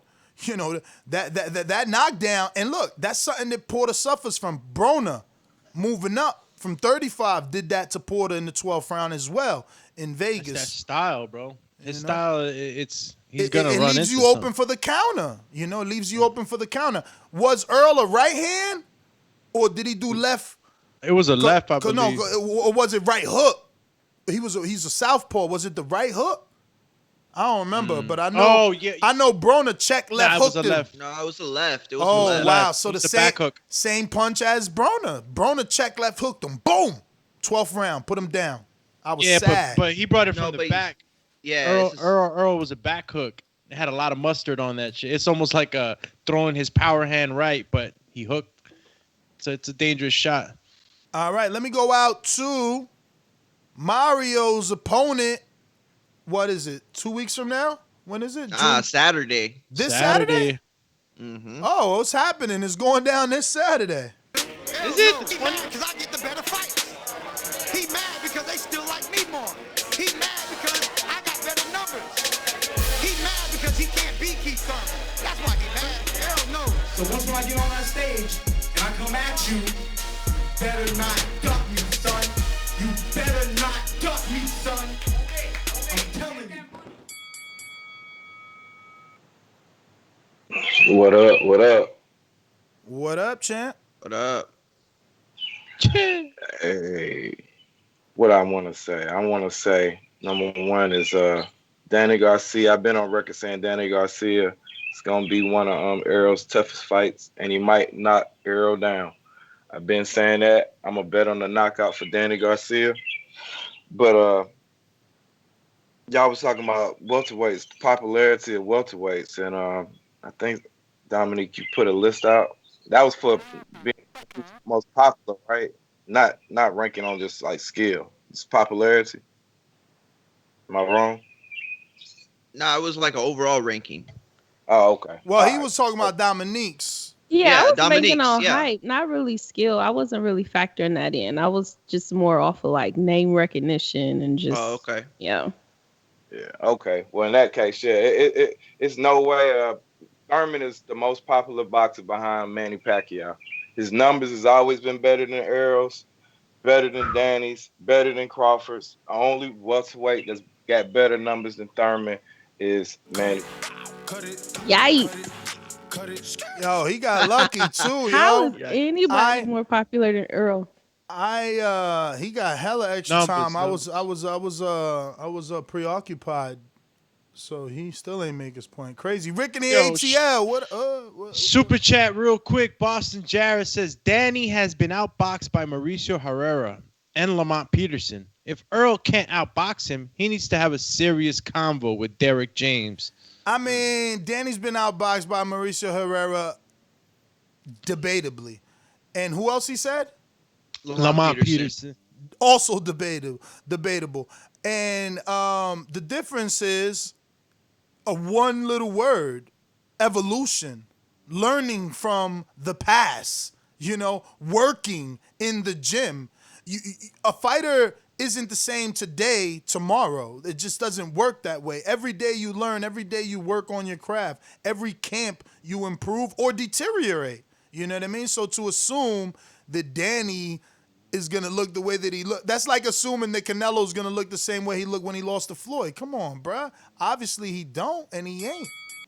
And that was coming off the Lucas Matisse fight too. So you know what I'm saying? Like, I'm not trying to make excuses. I'm just saying, like, we've seen Danny's best. You know what I mean? And he was off in the Herrera fight. I think it was a majority decision. There was a lot on the table, and I'll give you revisionist history because they're gonna say I'm making an excuse. But check it out. Danny, it was the first time that the promotion believed in him. They flew him out to PR. First time as a American Puerto Rican to try to get that Puerto Rican culture to embrace you. They did press conferences on there, and they gave him his fight. He was this champion with all these belts. He had just fought on an undercard of Canelo and Mayweather, and it was his time. Al felt like, all right, it's your time to do your thing, and then he shit the bed. Guess who just did that last year? So y'all won't say, oh, I'm just protecting Danny. Jermell Charlo. Jermell and Jamal. Jermell and Jamal. Al sat them down. It's your time. We're going to do a double main event. Y'all both going to shine. Did they shine? One lost and the other one arguably lost. So let's stop. This happens when they put the lights under you. Everybody don't know how to handle the lights, especially not the first time. Facts. And there's absolutely no way he needs to like boomerang punch or come back or something. But like, there's absolutely no way that right now, I mean, there was a time where Thurman was more popular than Errol, and like Thurman wouldn't give Errol a shot. But like right now today in 2020, there's no way that Thurman is more popular than Errol. There are little boys on the playground who want to be Errol Spence.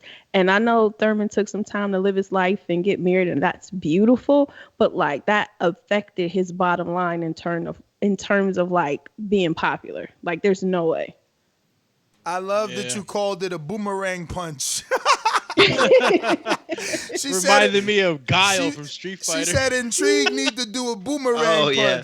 Nah, but shout out to Dominique. See, in the future, Intrigue is a boomerang, so he will get a second call because he is a Patreon who believes in TBV, and we appreciate you. We're going to go out to Seattle, Washington, Mr. PBC, baby. BoxingWords.com. I'm the flyest. Canelo talking about he believe he can win. Go to my kitchen. Get the sharpest knife and cut the bullshit up. I don't care what you do good. I do every fucking thing great. Mr. PBC, baby. Yo, what's good, TBV? Dominique, shout out to the host I haven't got on yet. Dominique, let me introduce you to Dominique. Oh, they're both Dominique? Good. Yeah, both Dominique. I like your name. Yep. Yeah, but I'm going for Spence. I'm going for Sean Porter. If baby boy wants to step up. And then to all my melanated people, get them Who's guns. baby boy? Come on now. And huh? Who's baby boy? Who's baby boy?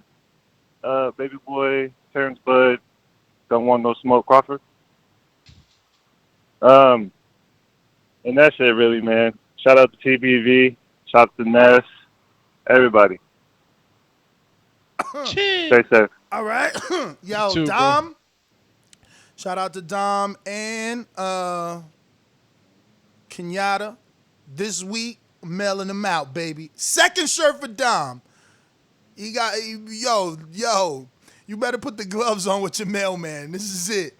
You gonna throw down with your mailman, you don't get this one, but they coming to y'all. They coming. Let me see. We gotta go to Intrigue wants a counter, or should I say boomerang punch?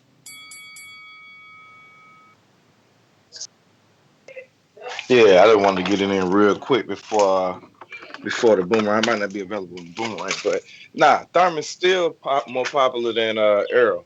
Errol might be more liked than Thurman, considered more of a champion than Thurman, more legit, but Thurman, as far as numbers and popularity, everybody know who Thurman is. They just don't like him. Not true. It's not true. That's not true. Little boys on the playground want to beat Errol Spence.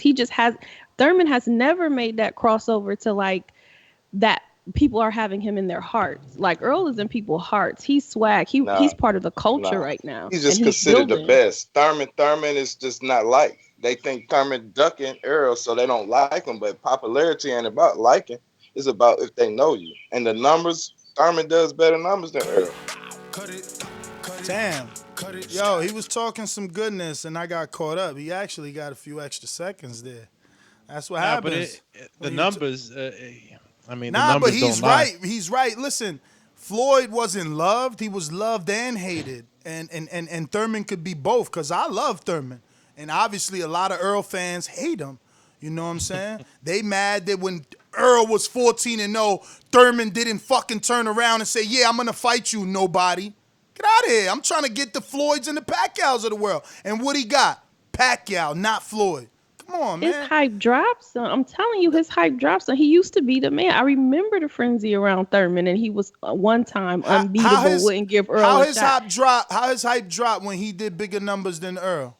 He got 600,000 pay-per-views under his belt. With what fight? With Pacquiao.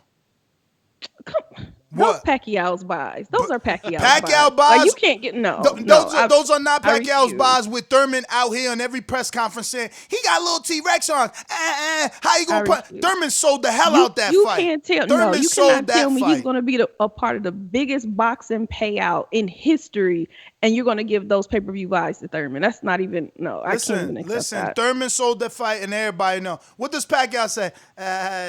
He's a good fighter. Thurman's a champion. Thurman's a champion. We will see on Fight Night. Nobody care about that, man. It don't matter. However they achieved his hype, he got it. Thurman landed more right hands on Pacquiao than anybody, including Floyd. Like, that's why he's still in the running for a rematch.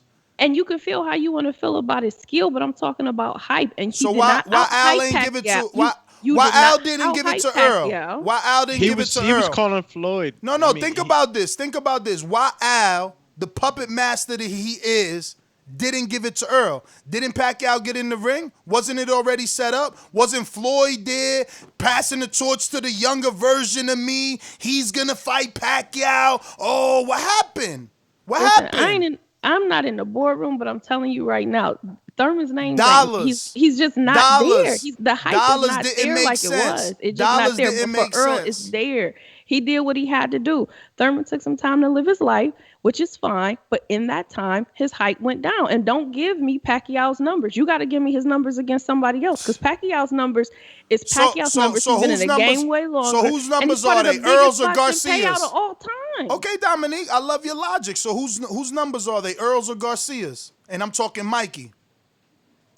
I think they're shared, and I think it I do. I think they're shared, but I think launched Earl. It launched Earl into a completely different stratosphere, and that's why he's more popular than Thurman right now. This is me imitating you, removing the goal and pushing it back.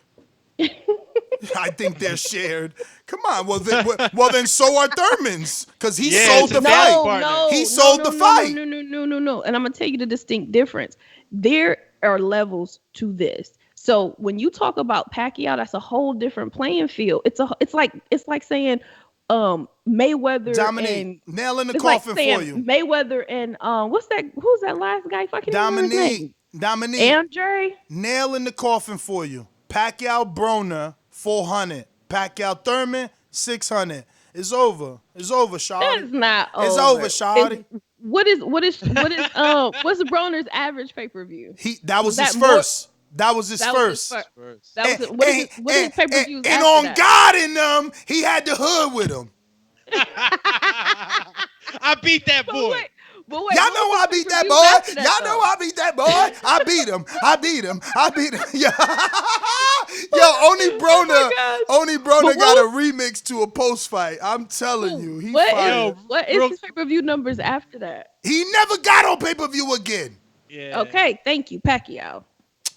You can't establish a history off of one time. And so that Pacquiao gave you the pay-per-view that you never had. So, you did 400,000 buys with the pay-per-view. So then Errol don't got a history because Mikey was his first time? The only point that you just made with that is that Thurman does better than Broner. You didn't make that Pacquiao doesn't give pay-per-view buys. You didn't make that and the only point you helped me make was that obviously Errol doesn't have a first pay-per-view.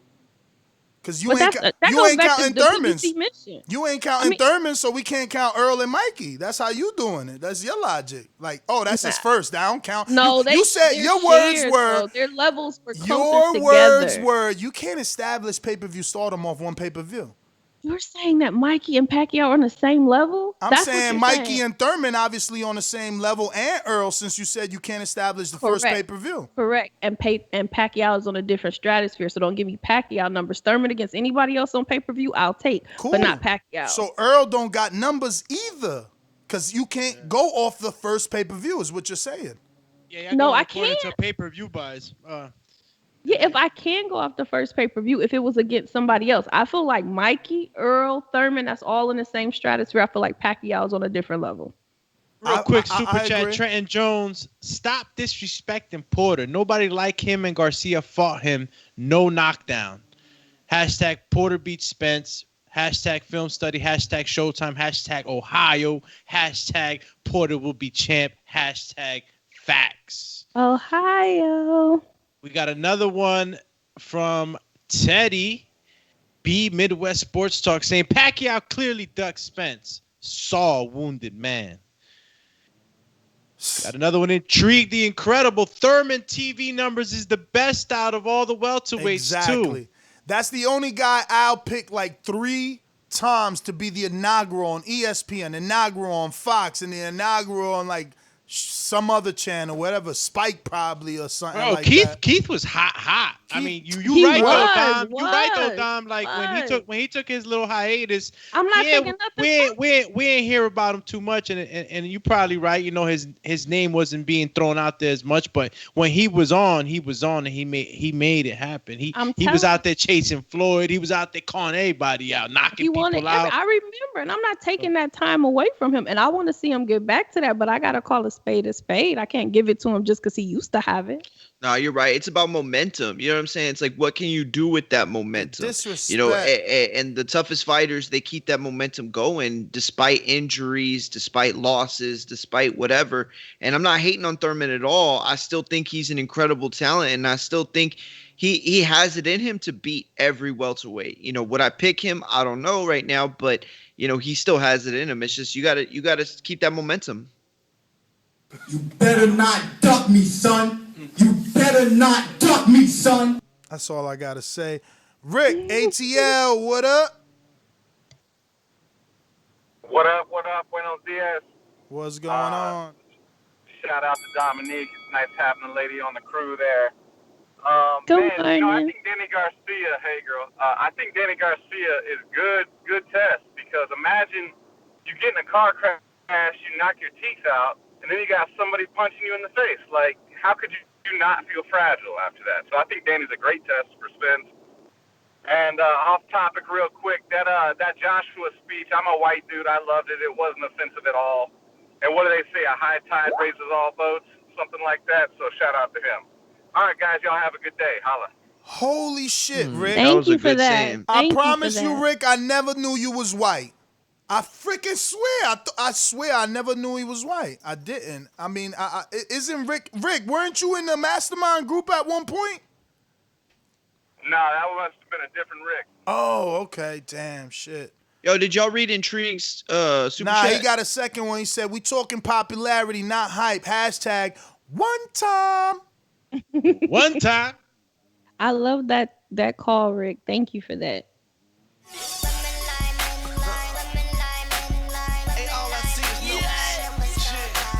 I'm with you, Intrigue, man. They can't deny the next Mayweather, man. Thurman numbers is hot. We just keep proving it to Dominique. You know, there's a reason Al chose Thurman and not Errol to fight Pacquiao. You know what I mean? Because numbers don't lie. But we going out to Decatur, Georgia. What up? Hey, what happening, everybody, man? I'm just calling you. Chill. Hey, Sean, I love when you do that shit, by the way, man. Dude, that shit fine. Back to real quick, though. What Bud said, I don't have no problem with it. You know why? Because Bud did it smartly. He gonna say, you know, they both got a chance. So when y'all finish, come see me. In other words, that's what we talking about. And who the cat that always say something about the Bud tenders? Now, I'm not taking it personal, but I'm just curious who it is again. Jared Lloyd. Tell Jerry Lloyd he can start adding Liz Lowe name to the Bud tender, since he love to talk about Bud. And I give you some action right back, fella, no problem. And this is all in love, though. You know what I'm saying? Talking and shit. It ain't like it's serious, man. You know, so shout out to everybody. You know what I mean? Y'all be easy. Damn, Brandon. Liz Lowe, such a good dude, man. Brandon with another counterpunch. What up? What's going on, man? I'm back in the truck. Can you hear me loud and clear? Perfectly. Better than Blog Talk, actually. Okay, cool. See, this is why I'm caller of the year. Because I'm not a hater. I'm not a hater at all. Well, let's be clear. Danny, you're a nominee. When I shit on Danny, I'm shitting on Danny with nothing but the facts. The numbers show he's not a star. Dominique, I got to disagree with you. As much as I don't like Keith Thurman's DeBarge-looking butt, he does put up good numbers. Now, you can say the Pacquiao numbers with a Pacquiao number. There's some truth to that. But he did have, like, the Fox record with, like, 2-point-something million to fight before with Josecito Lopez. Okay, see, that's what I need. I need numbers outside of Pacquiao. Give me some more. In a tune-up. That was a tune-up. Didn't he also do really good numbers on ESPN? Why nobody don't dig up the crate when he fought Danny on Fox? That was huge. That was big. Then he fought Porter. That was huge. And what about the first time? What about the first time Fox brought boxing back, or ESPN, and they had Thurman versus Robert Guerrero? Oh yeah, that was huge. Yeah. Come on, man. Like, yo. That's the one I was talking about with ESPN. That did pretty good numbers. Listen, man. Believe me. Al know what he doing. Thurman was ready. Earl still bubbling. You feel me? Simple as that. Civilian 11 ATL, what up? Yeah, what's going on, y'all? I got a couple points. basically, I like Danny Garcia. I really wasn't, a big fan of his for a few years because I thought it was a lucky punch against Amir Khan, but, he's solid. I definitely think that Danny Garcia has the edge over Spence. Danny Garcia is a hard worker. Spence is shown to not have a hard work ethic like these guys. Danny Garcia definitely been in some better fights. He's proven. Guys like Spence, he's not proven. I really don't believe his hype. I think Crawford has some more proving to do. I also believe Pacquiao chose Thurman and Broner over Spence because he was on the WBA route. You got to understand that Thurman, he was WBA. Broner was on that WBA. Real quick, cheap plug. Don't get caught like Civilian 11 with your words in your mouth. Activate that counterpunch. You can either send a super chat right here on youtube.com/The Boxing Voice or Cash App Nest GTO and cut YouTube out of the equation because they take 30% from us. We got another counterpunch from Intrigue. Shout out to Intrigue. I ain't never seen. He verified on Cash App. Oh, okay, blue check mark. Nah, Ness, that was for the first one, man. Oh shit! All right, well, hey, hello, check mark, man. I ain't got no check mark, man. Them blue things give you respect. I remember my friend Robert Ortiz, man. Once he got his check mark, he should start receiving all this free stuff, man. He still get free Quest bars. I know you want some, Mario. Weightlifters love. Yeah. See, weightlifters love them Quest bars. He get all these free Quest bars. I remember Canadian Jose done hooked. Jared Lloyd looked like he back. I love these super chats. Yo, Jared, I'm telling you, I'm not just gassing you because you super chatting. You are talented, bro. Say it, Doomy. Take it away. Bumlords, Crawford's pay-per-view numbers low, like a type 2's blood sugar. I'm emptying the clip on you bud tenders. Bumlord Crawford is the civilian beater.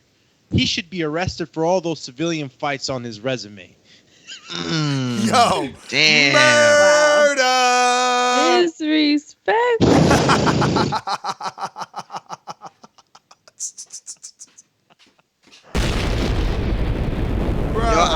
I thought of a good one too with Jared Lloyd, but I don't want to say it because then it's disrespectful to. Yo, and the funny thing is, like, you can't even argue that there's two names on the resume. You know what I mean? Horn and Gamboa, and that.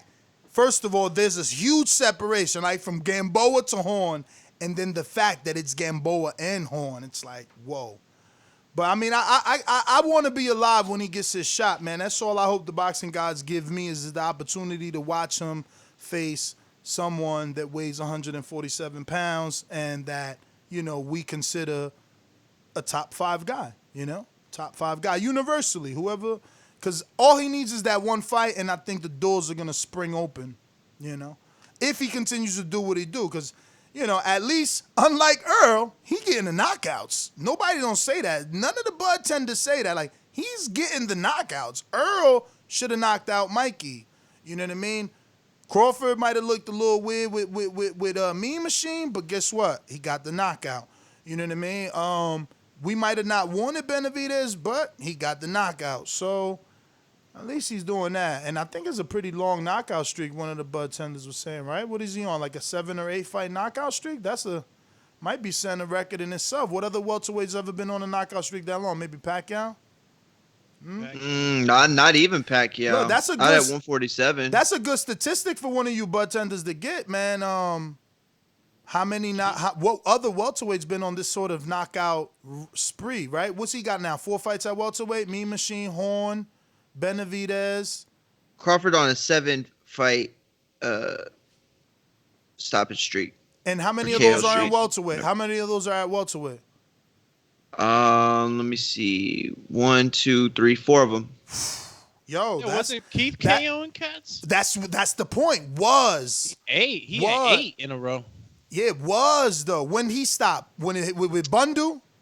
Yeah, when he hit them guys that were gonna test him, and that's the difference. I mean, Soto Carras got TKO'd, so it was before Leonard Bundle and Diego Gabriel Chavez too got KO'd. Jan Zavic was a unanimous decision though.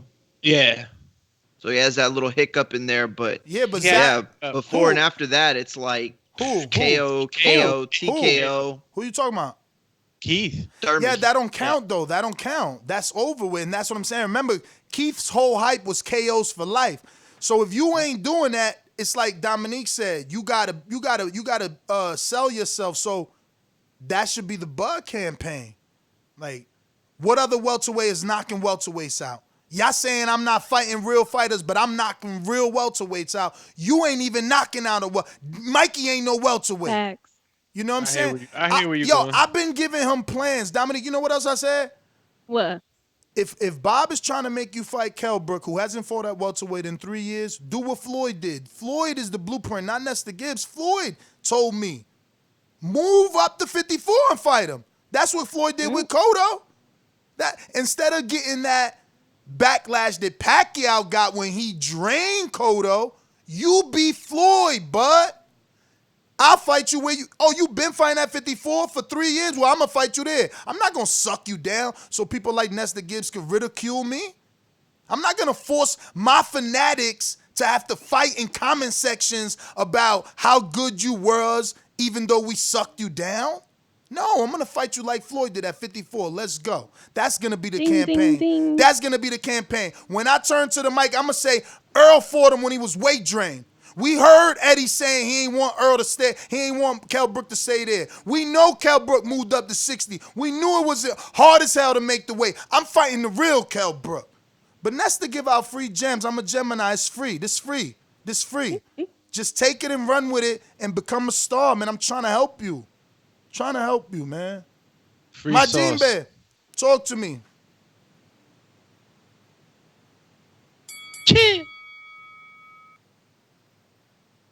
My Jimbe like he working. Trabajando. All right. Steve in Chicago. Yeah, hey, good morning, everybody. Morning, Good morning. Yeah, hey, Dominique, honestly, you should be a publicist. Don't listen to these guys. If I was running PBC, I'd get rid of Kelly Swanson and I'd hire you.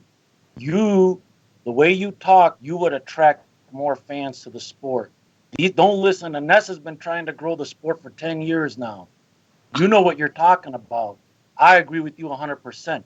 Thurman was the man. He's on the get back. Spence is the man now. These guys don't understand that. Facts. They you know, you hit it right on the head. But I'd love to see this Garcia fight on regular Fox with Spence. And to the Crawford fans, don't worry, he's coming for him. Like I said, he's going to get Danny, then he's going to get Pac, and then he's coming for Bud's head. I'm out. Thank you for all those compliments. Champ, Steve came through. Said he used to be. I mean, that's how boxing works, though. You know, I'm a dude that uses that phrase, what have you done for me lately? You know, even though it's a song, it rings true in boxing. If you ain't popping right now, you ain't popping right now. But another phrase from a song I like is, if you ain't got no haters, you ain't popping. And that's why Keith got the big fight, because he got the haters. You know what I'm saying? So he popping. I'm just saying. Boomerang, J-Mac, what up? Mac Attack.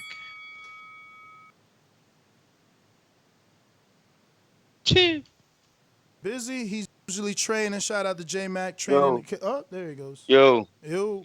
Come back to me. Come back to me in 5 minutes. You got it. Let's see what we got here. Intrigue. I know you said you were busy, but you do have a boomerang, at least offering that. Going once. Twice. Yep, he's busy. All right, I don't know. Are we going to talk for 5 minutes, or are we out on J-Mac? Skip out. He might, yo, what happened? No, we talk. Yeah, we're going to hold on for Mac Attack. We're going to wait out the Mac Attack. Oh, Intrigue is there. Intrigue ready for his boomerang. Yeah. What up, champ? Yeah, like I said before, man.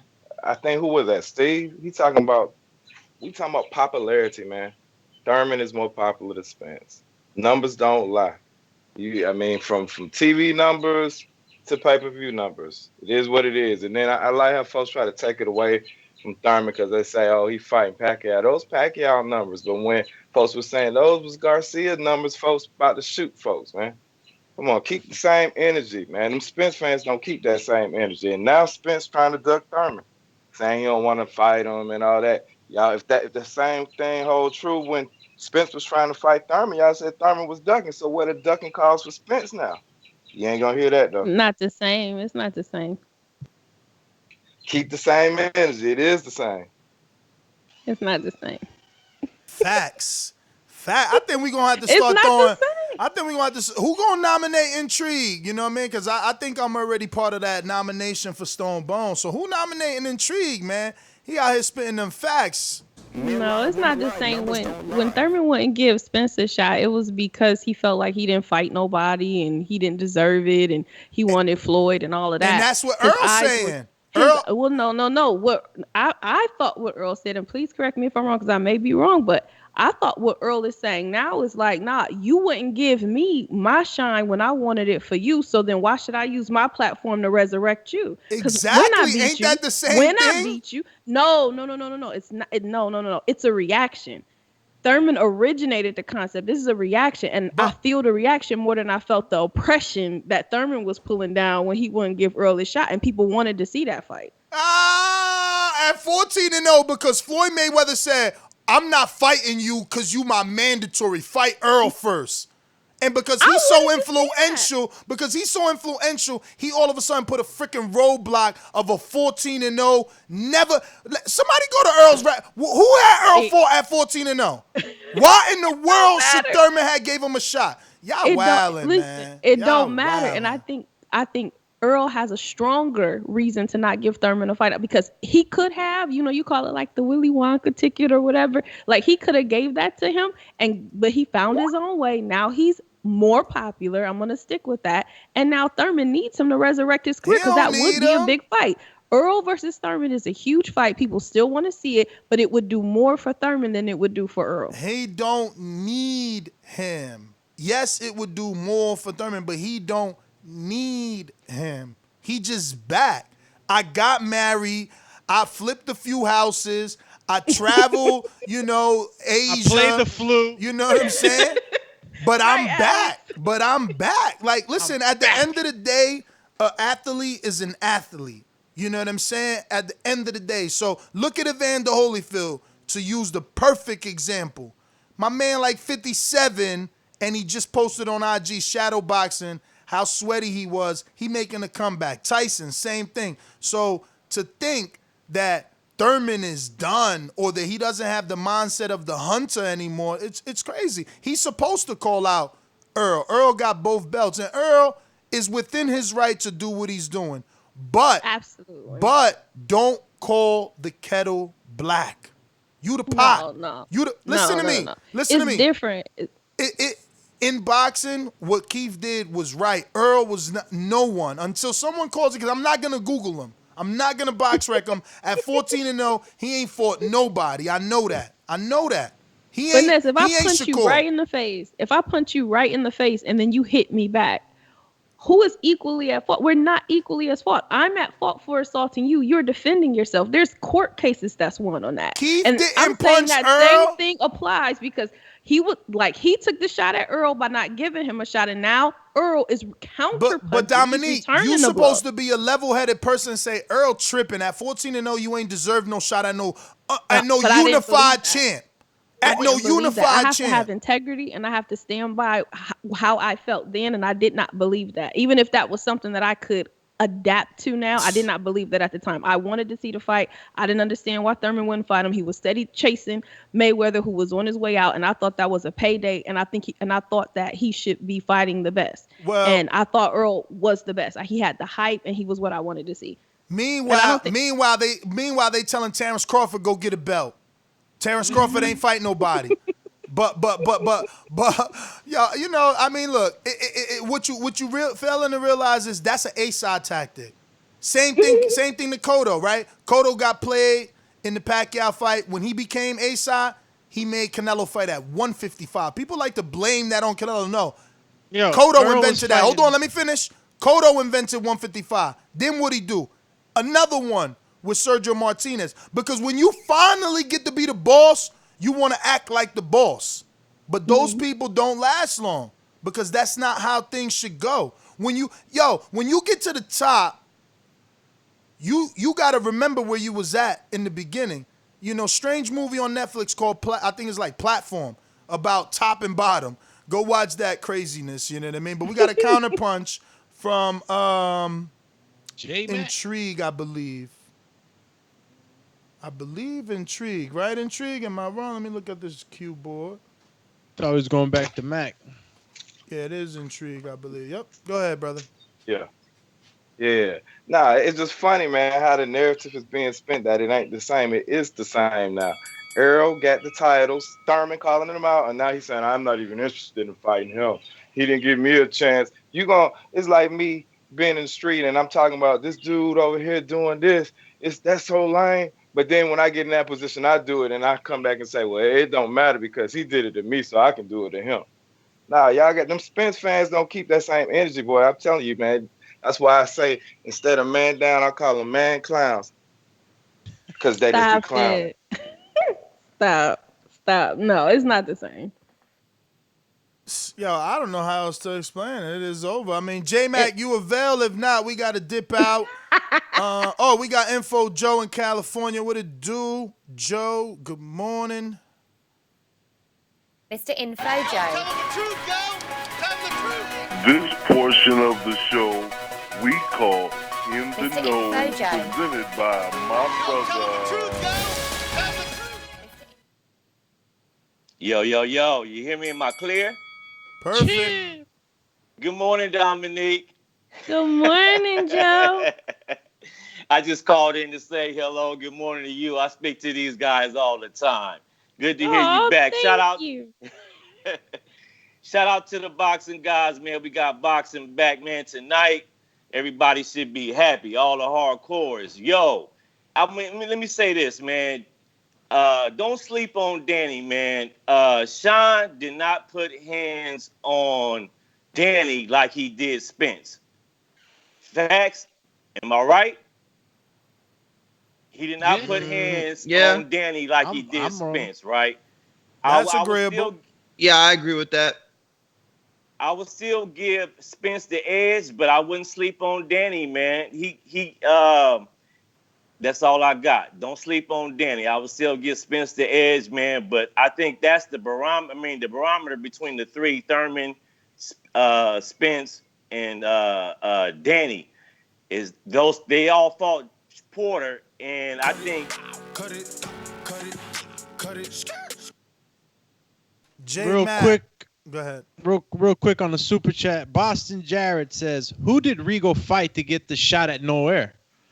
Bonito Donaire. I think he was the champ already, though. Remember, he got his belt at 12 fights. I think after Tion Kennedy is when he fought when he got his title shot. You know, it's always hard for me to find Guillermo because of the spelling.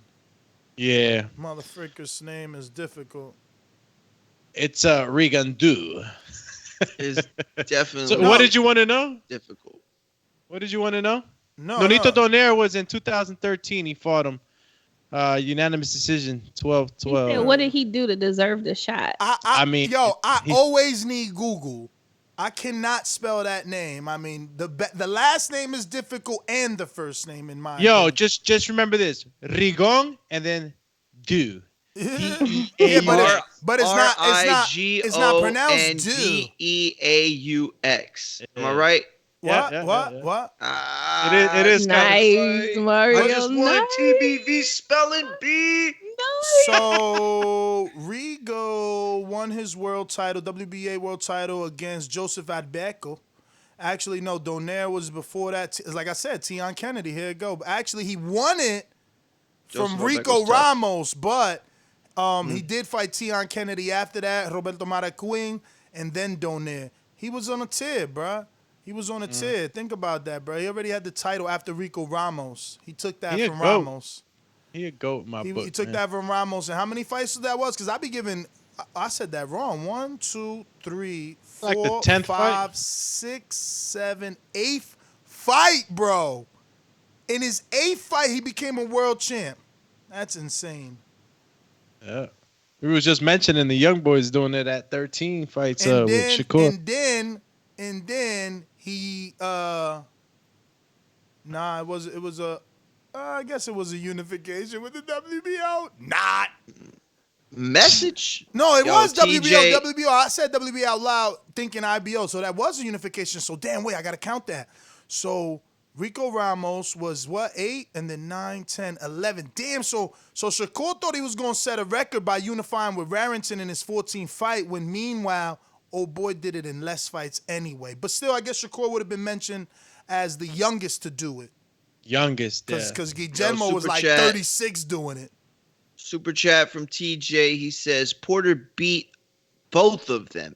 Info, hashtag Showtime, hashtag Ohio. Ohio. My Gene been Porter trying beat you both one of more them. time. You available? There you go. My bad. So my take on the whole Danny situation, I've never ever picked Danny. Always picked against him. I just don't like his style. Flat-footed, eyes closing, hook. I don't know, but something tells me that this fight could be different. I'm not saying I'm going to pick him, but I think he has a chance. I definitely think he has a chance, and it just, to me, he has more of a chance than Crawford would just because of the size. Danny was a 140. Crawford, I would think it was like a 130, 135. So I think he has a little bit more mass than a Crawford would against Spence.